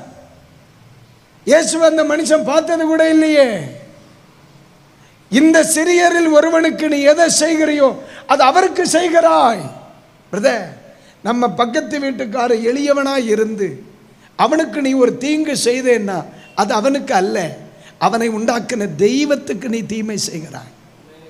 அதானே முடவன் ஒருவனை பார்த்து முடவனே, குருடன் ஒருவனை பார்த்து குருடனே, செவிடன் ஒருவனை பார்த்து செவிடனே அப்படின்னு சொன்னா அது அவனுக்கு அல்ல அவமானம், அவனை உண்டாக்கின தெய்வத்திற்கு அவமானம். நீ தெய்வத்தை என்ன செய்கிறாய்? நிந்திக்கிறாய். அப்படிதானே பைபிள் சொல்லுது. அப்போ நம்ம வாயின் வார்த்தைகளை எவ்வளவு ஜாக்கிரதையா பேசணும், எவ்வளவு கவனமா இருக்கணும். இல்ல இந்த சிறிய ஆண்டவர் தான் சொல்லுகிறார், இவன் தவறு செய்தது உரியாவுக்கு. ஆண்டவர் சொல்லுகிறார், நீ உரியாவுக்கு செய்யலடா, என் வார்த்தையை மீறினடா. அல்லேலூயா. அவனுக்கு செய்தது அவன் கணக்கில் வராது, என் கணக்கில் தான் வரும். பிரதர், யாரும் பார்க்கலன்னு நினைக்கிறீங்களா? சிஸ்டர், யாரும் பார்க்கலன்னு நினைக்கிறீங்களா? பார்க்கிறவங்க சிலர் தான், பார்க்காதவங்க பலர் வாழத்தான் செய்கிறாங்க. தெளிவா சொல்றேன், நான் அவனுக்கு செய்தேன், அவனுக்கு தான் செய்தேன், அவளுக்கு தான் செய்தேன்னு சொல்லப்படாது.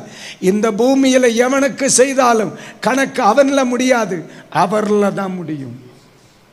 அல்லேலூயா. இப்ப நான் ராஜா தாவீது,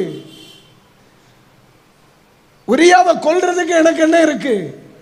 மனைவியை எடுத்துக்கிட்டு அவனை கொன்ன எனக்கு உரிமை இருக்கு. உரியாவை கொல்லலாம், உரியாவை உண்டாக்குன தெய்வத்தை உன்னால கொல்ல முடியுமாடா? சங்க பிதிக்கி விடுவார்ல அவரு. அல்லேலூயா. உன்னிடத்தில் இருக்கிற அந்த பவர், உன்னிடத்தில் இருக்கிற செல்வாக்கு, உன்னுடைய இடத்தில் இருக்கிற ராஜ பதவி, ஆமீன், அவன் குடும்பத்தை அழிக்க உன்னால முடியும். இதெல்லாம் மேலையிலிருந்து ஒருத்தர் பார்க்கிறாரே, அந்த தெய்வத்தினுடைய கண்ணை உன்னால் மூட முடியுமா?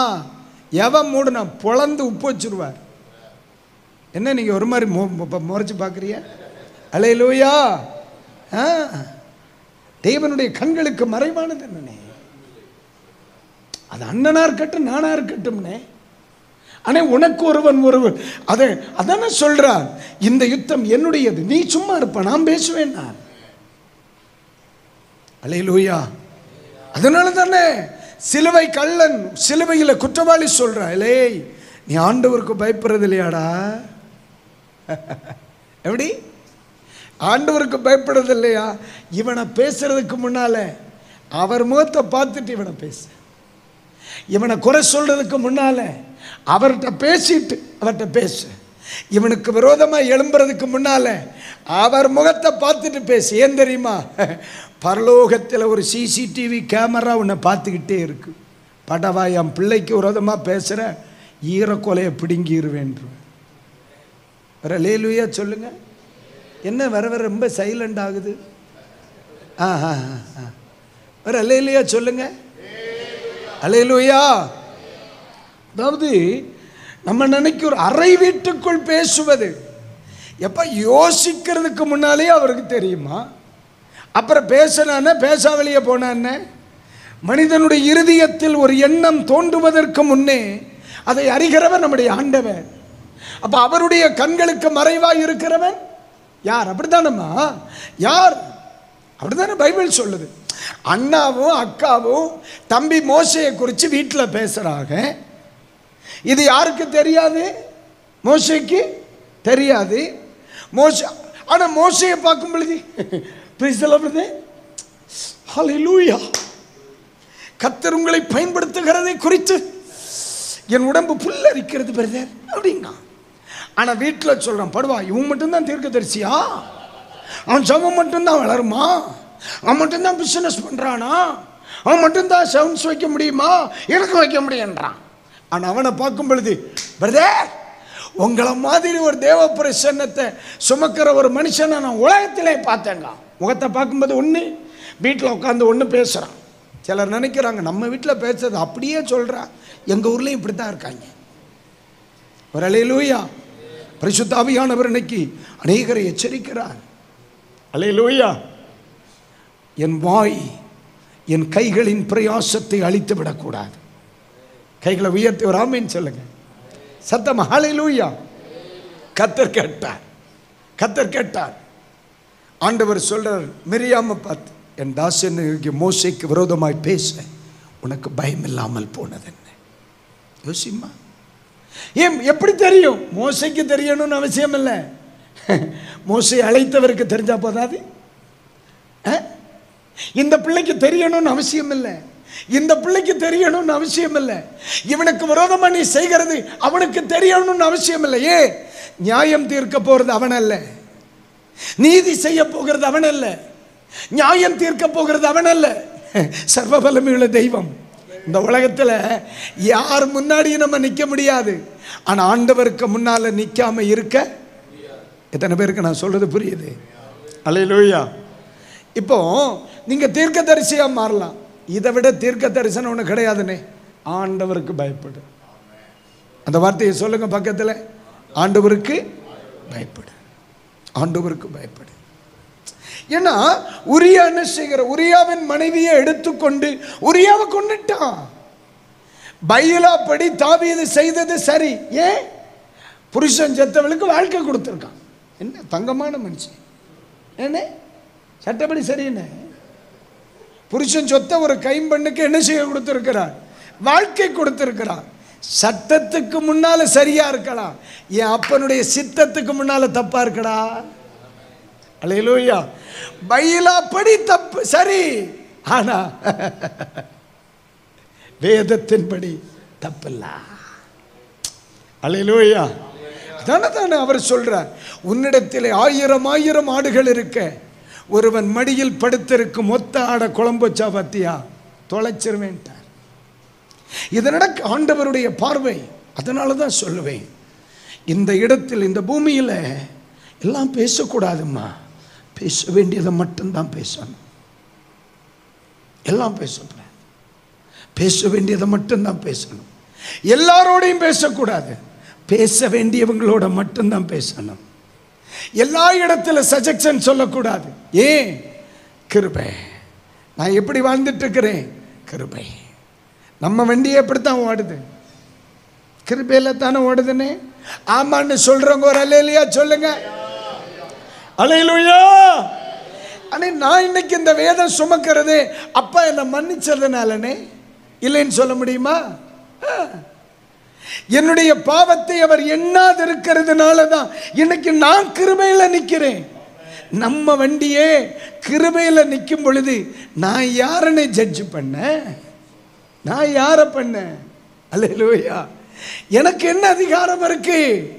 அதனால தானே சொல்லுது, நீ என்னுடைய வார்த்தையை, அந்த வார்த்தை என்னன்னு சொல்லுது, அசட்டை பண்ணினாய். அல்லேலூயா. சட்டம் சரிதான். புருஷன் செத்தா மனைவியை எடுத்துக்கலாம். புருஷன் செத்தா மனைவி. அதனால தானே யாரு ஆபிரகாமும் சரி ஈசாக்கும் சரி மனைவி அக்கா அக்கான்னு சொல்லிட்டு இருந்தாங்க.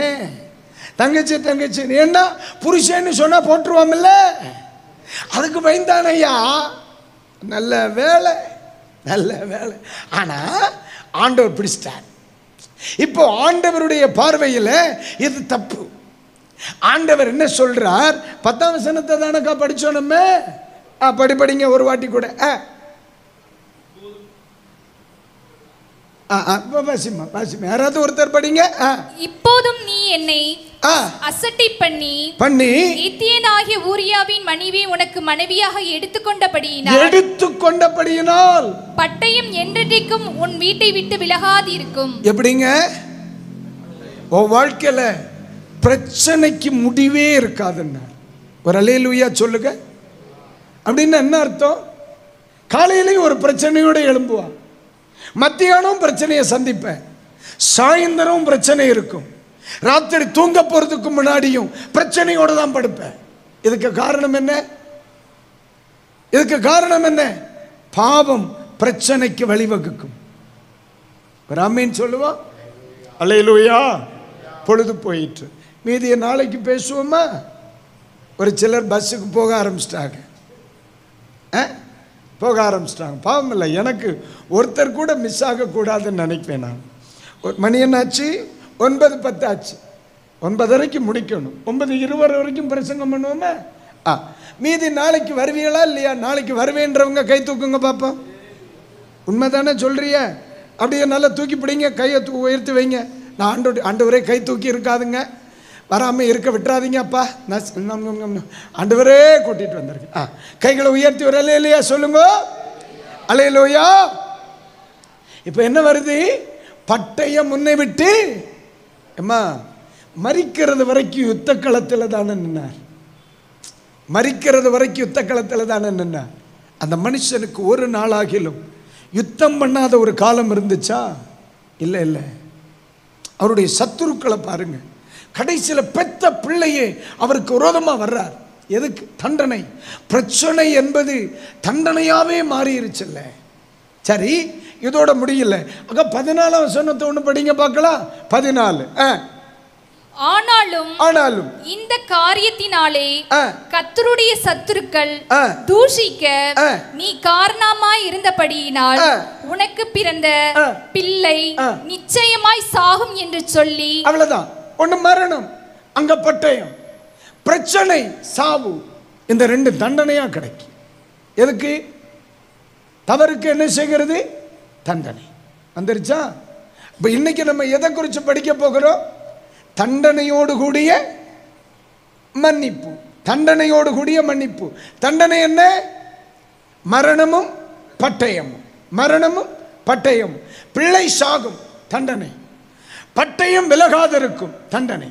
அதே நேரத்தில் தேவனுடைய மன்னிப்பு. 13 வசனத்தை பாசிங்கக்கா. அப்பொழுது தாவீது நாத்தானிடத்தில் நான் கர்த்தருக்கு விரோதமாய் பாவம் செய்தேன் என்றான். எப்படி கர்த்தருக்கு விரோதமா பாவம் செய்தேன் என்றான். அடுத்து நாத்தான் தாவீதை நோக்கி, நீ சாகாதபடிக்கு கர்த்தர் உன் பாவம் நீங்க செய்தார். எப்படிங்க? நீ சாகாதபடிக்கு உன் பாவம் உன்னை விட்டு நீங்கும்படி செய்தார். கைகளை உயர்த்தி ஒரு அல்லேலூயா. வந்துச்சா? அதுதான் மன்னிப்பு. அதுதான் மன்னிப்பு. ஆமே. பிள்ளை செத்துச்சு. உண்மையா சொன்னா நீ செத்து இருக்கணும். உண்மையா சொன்னா நீ செத்து இருக்கணும். ஆண்டவர் அந்த பாவம் உன்னை விட்டு நீங்கும்படி செய்ததனால பிள்ளையோட முடிஞ்சிச்சு. நீ இன்னும் உசுரோட இருக்க. காரணம் என்ன? ஆண்டவர் உன் பாவத்தை மன்னித்தார், அதை நீக்கிட்டார். ஆனா தண்டனை இருக்கு. பட்டயம் விலகாது, பிள்ளை சாகும். ஆனால் பாவத்தை நீங்கும்படி செய்தார். தண்டனையும் இருந்துச்சு, அவன் மன்னிக்கப்பட்டான். அதுக்கு என்ன காரணம்? அதுக்கு என்ன காரணம்? சீக்கிரமாக நம்ம படிக்க போகிறோம். சங்கீதம் 51 எடுங்க. நான் ஜோம் பண்ணி அனுப்ப போறேன். சங்கீதம் 51 அதனுடைய முதல் வசனமும் 4ஆம் வசனத்தை மட்டும் சகோதரி வாசிப்பாங்க. தேவனே, உம்முடைய கிருபையின்படி எனக்கு இரங்கும். உம்முடைய கிருபையின்படி எனக்கு இரங்கும். உமது மிகுந்த இரக்கங்களின்படி, உம்முடைய மிகுந்த இரக்கங்களின்படி என் மீறுதல்கள் நீங்க என்னை சுத்திகரியும். என் மீறுதல்கள் நீங்க என்னை சுத்திகரியும். தேவரீர் ஒருவருக்கே விரோதமாக நான் பாவம் செய்தேன். உமது கண்களுக்கு முன்பாக, உம்முடைய கண்களுக்கு முன்பாக பொல்லாங்கானதை நடப்பித்தேன். பொல்லாப்பானதை நடப்பித்தேன். நீர் பேசும் பொழுது உம்முடைய நீதி விளங்கவும், நீர் நியாயம் தீர்க்கும் பொழுது உம்முடைய பரிசுத்தம் விளங்கவும் இதை அறிக்கையிடுகிறேன். அல்லேலூயா. ஆண்டவரிடத்துல வந்து, தப்பியா என்ன மன்னிச்சிருங்க. நீங்க நல்லா கவனிக்கணும். உசியாவை கொண்டு மனைவியை எடுத்துக்கிறார். இப்ப உண்மை தெரிஞ்ச ஒரே ஆள் யாரு? தீர்க்கதரிசி. அந்த மனுஷனையும் போட இவருக்கு அதிகாரம் இருக்கு. அவனையும் போட்டா நாளைக்கு வீட்டுக்குள்ள இருக்கிற கழுதை, கோழி, ஒட்டகம் எல்லாம் வந்து இவன் கல்லே, இவன் நாரப்பையன்னு தீர்க்க தரிசனம் சொல்ல. கரெக்டா கவனமா இருந்தா வருது. தாவீது யோசிக்கிறார். இப்ப ஒரு ஆளுக்கு மட்டும்தான் மேட்ரு தெரியும். பெரியவருக்கு தெரியும், வேற யாருக்கும் தெரியாது. பெரியவருக்கு தெரியும். ரெண்டாவது தீர்க்கதரிசிக்கு தெரியும். இப்ப தீர்க்கதரிசி சொன்ன உடனே, அப்பா வசனம் வந்த உடனே என்னை மன்னிச்சிருங்க, இந்த தவறை நான் இனி செய்ய மாட்டேன், விழுந்துட்டேன்னா உன்னோடையும் தீர்க்கதரிசியோடையும் முடியும். இல்லை, நான் பெரியவன்னு சொன்ன அடுத்த தீர்க்க தரிசனம் கழுத சொல்லு வீட்டில் இருக்கிற. ஆமா, கழுத சொல்லிச்சா இல்லையா? கர்த்தர் உனக்கு சத்துருவாக இருக்க நீ என்னை ஏண்டா கழுத பயில அடிக்கிறேன்னு கேட்குது. யாரு? பிழையாம கேட்டுச்சா இல்லையா? நான் சொன்ன மாதிரி இல்லை, நம்ம கொஞ்சம் அப்படி அப்படி சொல்லுவோம். ஏன்னா வேற டைரக்டாக பேச முடியாதுன்னு இப்படி பேசிக்கிற வேண்டியதான். நான் சொல்ல புரியுதா இல்லையா? கழுத பேசுவேன். நீ யார் பேசுவாங்க? கழுத பேச ஆரம்பிக்கும். இனி யார் யாரோ எழுப்பிடுவார். அதான் சொல்றேன், நான் என் தேவனுக்கு முன்பதாய் பாவம் செய்து தன் பாவத்தை மறைக்கிறவன் அவைகளை அறிக்கை செய்து விடுகிறவனுக்கோ இரக்கம் வரும். கிடைச்சதா இல்லையா? அதனால தானே சொன்னார், தாவீதை விட்டு என் கிருபையை, சவுலை விட்டு என் கிருபையை எடுத்து போட்டது போல தாவீதை விட்டு என்ன செய்ய மாட்டேன், எடுக்க மாட்டேன். ஏன் தெரியுமா? என்னைக்கு கர்த்தர் என் சத்தத்தின் என்னுடைய பாவத்தை அறிந்தார் அப்படின்னு சொன்னாரோ, அறிஞ்சாரோ, உடனே தேவ சமூகத்தில் விழுந்து என்னை மன்னிச்சிருங்கன்ட்டான். அவ்வளோதான். அதாவது ஏதேனில் செய்த தவறே தான், தான் தவறு செய்தேன் என்பதை ஒத்துக்கொள்ள மனம் மறுக்கல. ஆண்டவரே, இல்லை சுவாமி, இதெல்லாம் அவன் பார்த்த பார்வை தான். யாரு? ஆதாம் சொல்கிறேன், நான் ரொம்ப பெர்ஃபெக்ட், எல்லாம் இந்த கிழவி பார்த்த பார்வை தான். கிழவி என்ன சொல்லிச்சு? இதுக்கெல்லாம் காரணம் இந்த பாம்பை பார்த்த பார்வை தான். அப்போ தன் தவறை உணரல. எல்லாரும் மற்றவங்களை தான் குற்றவாளியா. நான் பெர்ஃபெக்ட், அவன் சரியில்லைன்னா. அவன் என்ன சொன்னா? நான் பெர்ஃபெக்ட், அவன் சரியில்லைன்னா. இவன் என்ன சொன்னா? நான் பெர்ஃபெக்ட், அவன் சரியில்லைன்னா. ஆனால் தாவீதினிடத்தில் நான் ஒன்று காட்டு, ஆண்டவர் எல்லாம் நல்லப்ப, நான் மட்டும்தான் நாரப்பேன்னா. ஆண்டவர் கொடுத்தார் கிருபைய. அதுதான் தன் பிழையை உணர்கிறவன் யார்? ஆண்டவரே, இன்றைக்கு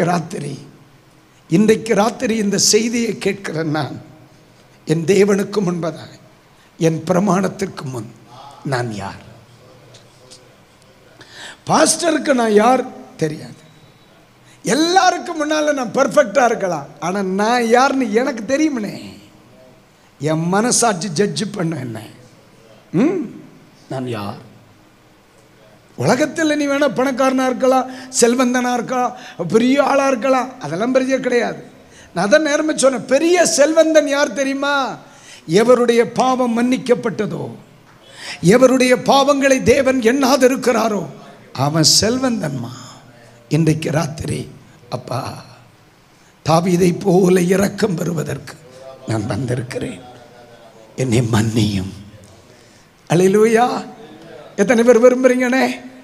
இன்னைக்கு தொடர்ந்து நம்ம தேவனுடைய வார்த்தையை மிக தெளிவாக படிப்போம். இந்த 3 நாள் முடியும் பொழுது ஆமீன், தேவனுடைய மகிமையை நம்ம பார்க்கணும். எத்தனை பேர் ஆமீன் சொல்லுங்க? அல்லேலூயா. எஸ், எல்லாரும் எழும்பி நிற்போமா? கிளம்புவோமானே? கொஞ்ச நாளைக்கு பிறகு சரியான நேரத்தில் முடிச்சது நைதான். ஆமாம், நீங்கள் பாராட்டாலும் பரவாயில்ல, நான் என்ன பாராட்டிக்கிறேன். Very good. எல்லாரும் எழும்புங்க. இன்னைக்கு மற்றவர்களுக்கு முன்னால் நான் யார் என்பது ரெண்டாவதுனே, எனக்கு முன்னால் நான் யார் அது போதும். சில நேரத்தில் தாவீதுக்கு தெரியுது நான் தப்பு பண்ணேன்னு, ஆனால் நாத்தான் சொல்லுகிறது வரைக்கும் நான் தப்பு பண்ணினேன் நான் வாயிலே என்ன செய்யலை, சொல்லலை. ஏன்னா சட்டத்தின்படி அவன் செய்தது சரி. புருஷன் இழந்த ஒரு ஸ்திரிக்கு அவன் என்ன செய்தான்? வாழ்வு கொடுத்தான். அப்போ உலகம் சொல்லிச்சு, தாவீது போல தியாகி ஒருத்தனும் இல்லைன்னு. ஆண்டவர் சொன்னார், இவனை போல துரோகி ஒருத்தனும் இல்லைன்னு. உலகத்தில் தியாகி, தேவனுக்கு முன்னால துரோகி. இன்றைக்கு ராத்திரியில் என் பார்வையில் நான் யார்? ஒரே ஒரு நிமிஷம் ஜெபம் பண்ணுனே. இன்னைக்கு ராத்திரி உண்மையாய் ஜெபித்தால் நிறைய பிரச்சனைகளுக்கு முடிவு வரும். தெளிவாக சொல்கிறேன். உங்களை யாரும் தொடவோ, உங்கள் யாரும் தீர்க்க தரிசனம் நான் சொல்ல வேண்டிய அவசியமே இல்லை. நாம் பேசினது வேத வசனம், எனக்கு தெரியும் அது வெறுமையாக திரும்பாதுன்னு. ஒரே ஒரு கணம் கண்களை மூடி, எத்தனை பேர் என்னை இன்னும் பரிசுத்தப்படுத்தும் ஆண்டவரே. உங்கள் 2 கைகளையும் ஒரு கணம் தேவ சமூகத்துக்கு நேராய் ஆமீன் விரித்த வண்ணமாய் முடிந்தால் உயர்த்தி கொள்ளலாம். ஒரே ஒரு கணம், ஐயா நான் யார்? நாத்தான் தீர்க்கதரிசி வந்து பேசுறார், தாவீதே நீ பெரிய ராஜா, ஒருவேளை உலகம் சொல்லுது நீ பெரிய தியாகின்னு, ஆனா என்னுடைய பார்வைக்கு முன்னால் நீ துரோகி. ஆனா இன்னைக்கு ராத்திரி வேளை பரிசுத்த ஆவியானவர் உன்னை உணர்த்தினார். எத்தனை பேர் இன்னைக்கு ராத்திரி பொழுதில் அப்பா என்னை மன்னிக்க மாட்டீரா? தாவீது தேவ சமூகத்தில் கண்ணீர் மல்க சொன்னார், என் பாவம் அற என்னை சுத்திகரியும். ஹல்லேலூயா. ஹூராமா சம்துரி பிக்கபா. ஆண்டவர் சொன்ன, அநியாயம் செய்கிறவன் இன்னும், அக்கிரமம் செய்கிறவன் இன்னும், நீதி செய்கிறவன் இன்னும், அடுத்த வார்த்தை சொல்லு, பரிசுத்தம் உள்ளவன் இன்னும் பரிசுத்தம். அப்ப இந்த முதலாவது நாளில் தேவனில் எதிர்பார்க்கிற காரியம் என்ன? என்னை இன்னும் பரிசுத்தப்படுத்துங்க ஆண்டவரே, என் பாவங்களை மன்னிப்பீராக. இந்த உலகத்தில் பெரிய செல்வந்தன் யார்? பாவம் மன்னிக்கப்பட்டவன் தான். ஆண்டவரை பார்த்து, துணை வேண்டும் தகப்பனே உலகிலே, என்னை எதிர்க்கும் சக்திகள் பல உண்டே, என் ஜீவன் எல்லையெங்கிலும் பரிசுத்தம் என எழுதும், என் ஜீவன் எல்லையெங்கிலும் பரிசுத்தம் என எழுதும். மீன் கேட்டால் தாம் அருள்வாருண்டோ, கல் தீன கொடுக்கும் பெற்றோர் உண்டோ? மீன் கேட்டால் பாம்பை அருள்வாருண்டோ, கல் தீன கொடுக்கும் பெற்றோருண்டோ? பொல்லாது கூட செய்திடா நற்பீதனல அருள்வா. கைத்தட்டி பாடுங்க. பொல்லாது கூட செய்திடா நற்பீதனல அருள். பரிசுத்த கூட்டம், பரிசுத்த கூட்டம் நடுவில் ஜோலி தீடும் சுத்த ஜோதியே, அரூபி யுவேலையில் அடியஞ்சமாயிரோ, அரூபி யுவேலையில் அடியஞ்சமாரி. கைகளை தட்டி பாரும் தந்தையை எந்த உள்ளச்சை, யாரும் காணவுள் அலங்கோலச்சை. பாரோ தந்தையை எந்த உள்ளத்தை, யாரும் காணவுள் அலங்கோலத்தை. மனம் நொந்து மருளுகிறே, பரிசுத்தம் கேற்றுகிறே, மனம் நொந்து மருளுகிறே, பரிசுத்த கூட்டம் நடுவில், பரிசுத்த கூட்டம் நடுவில் ஜோலி தீடும் சுத்த ஜோதியே, அரூபியே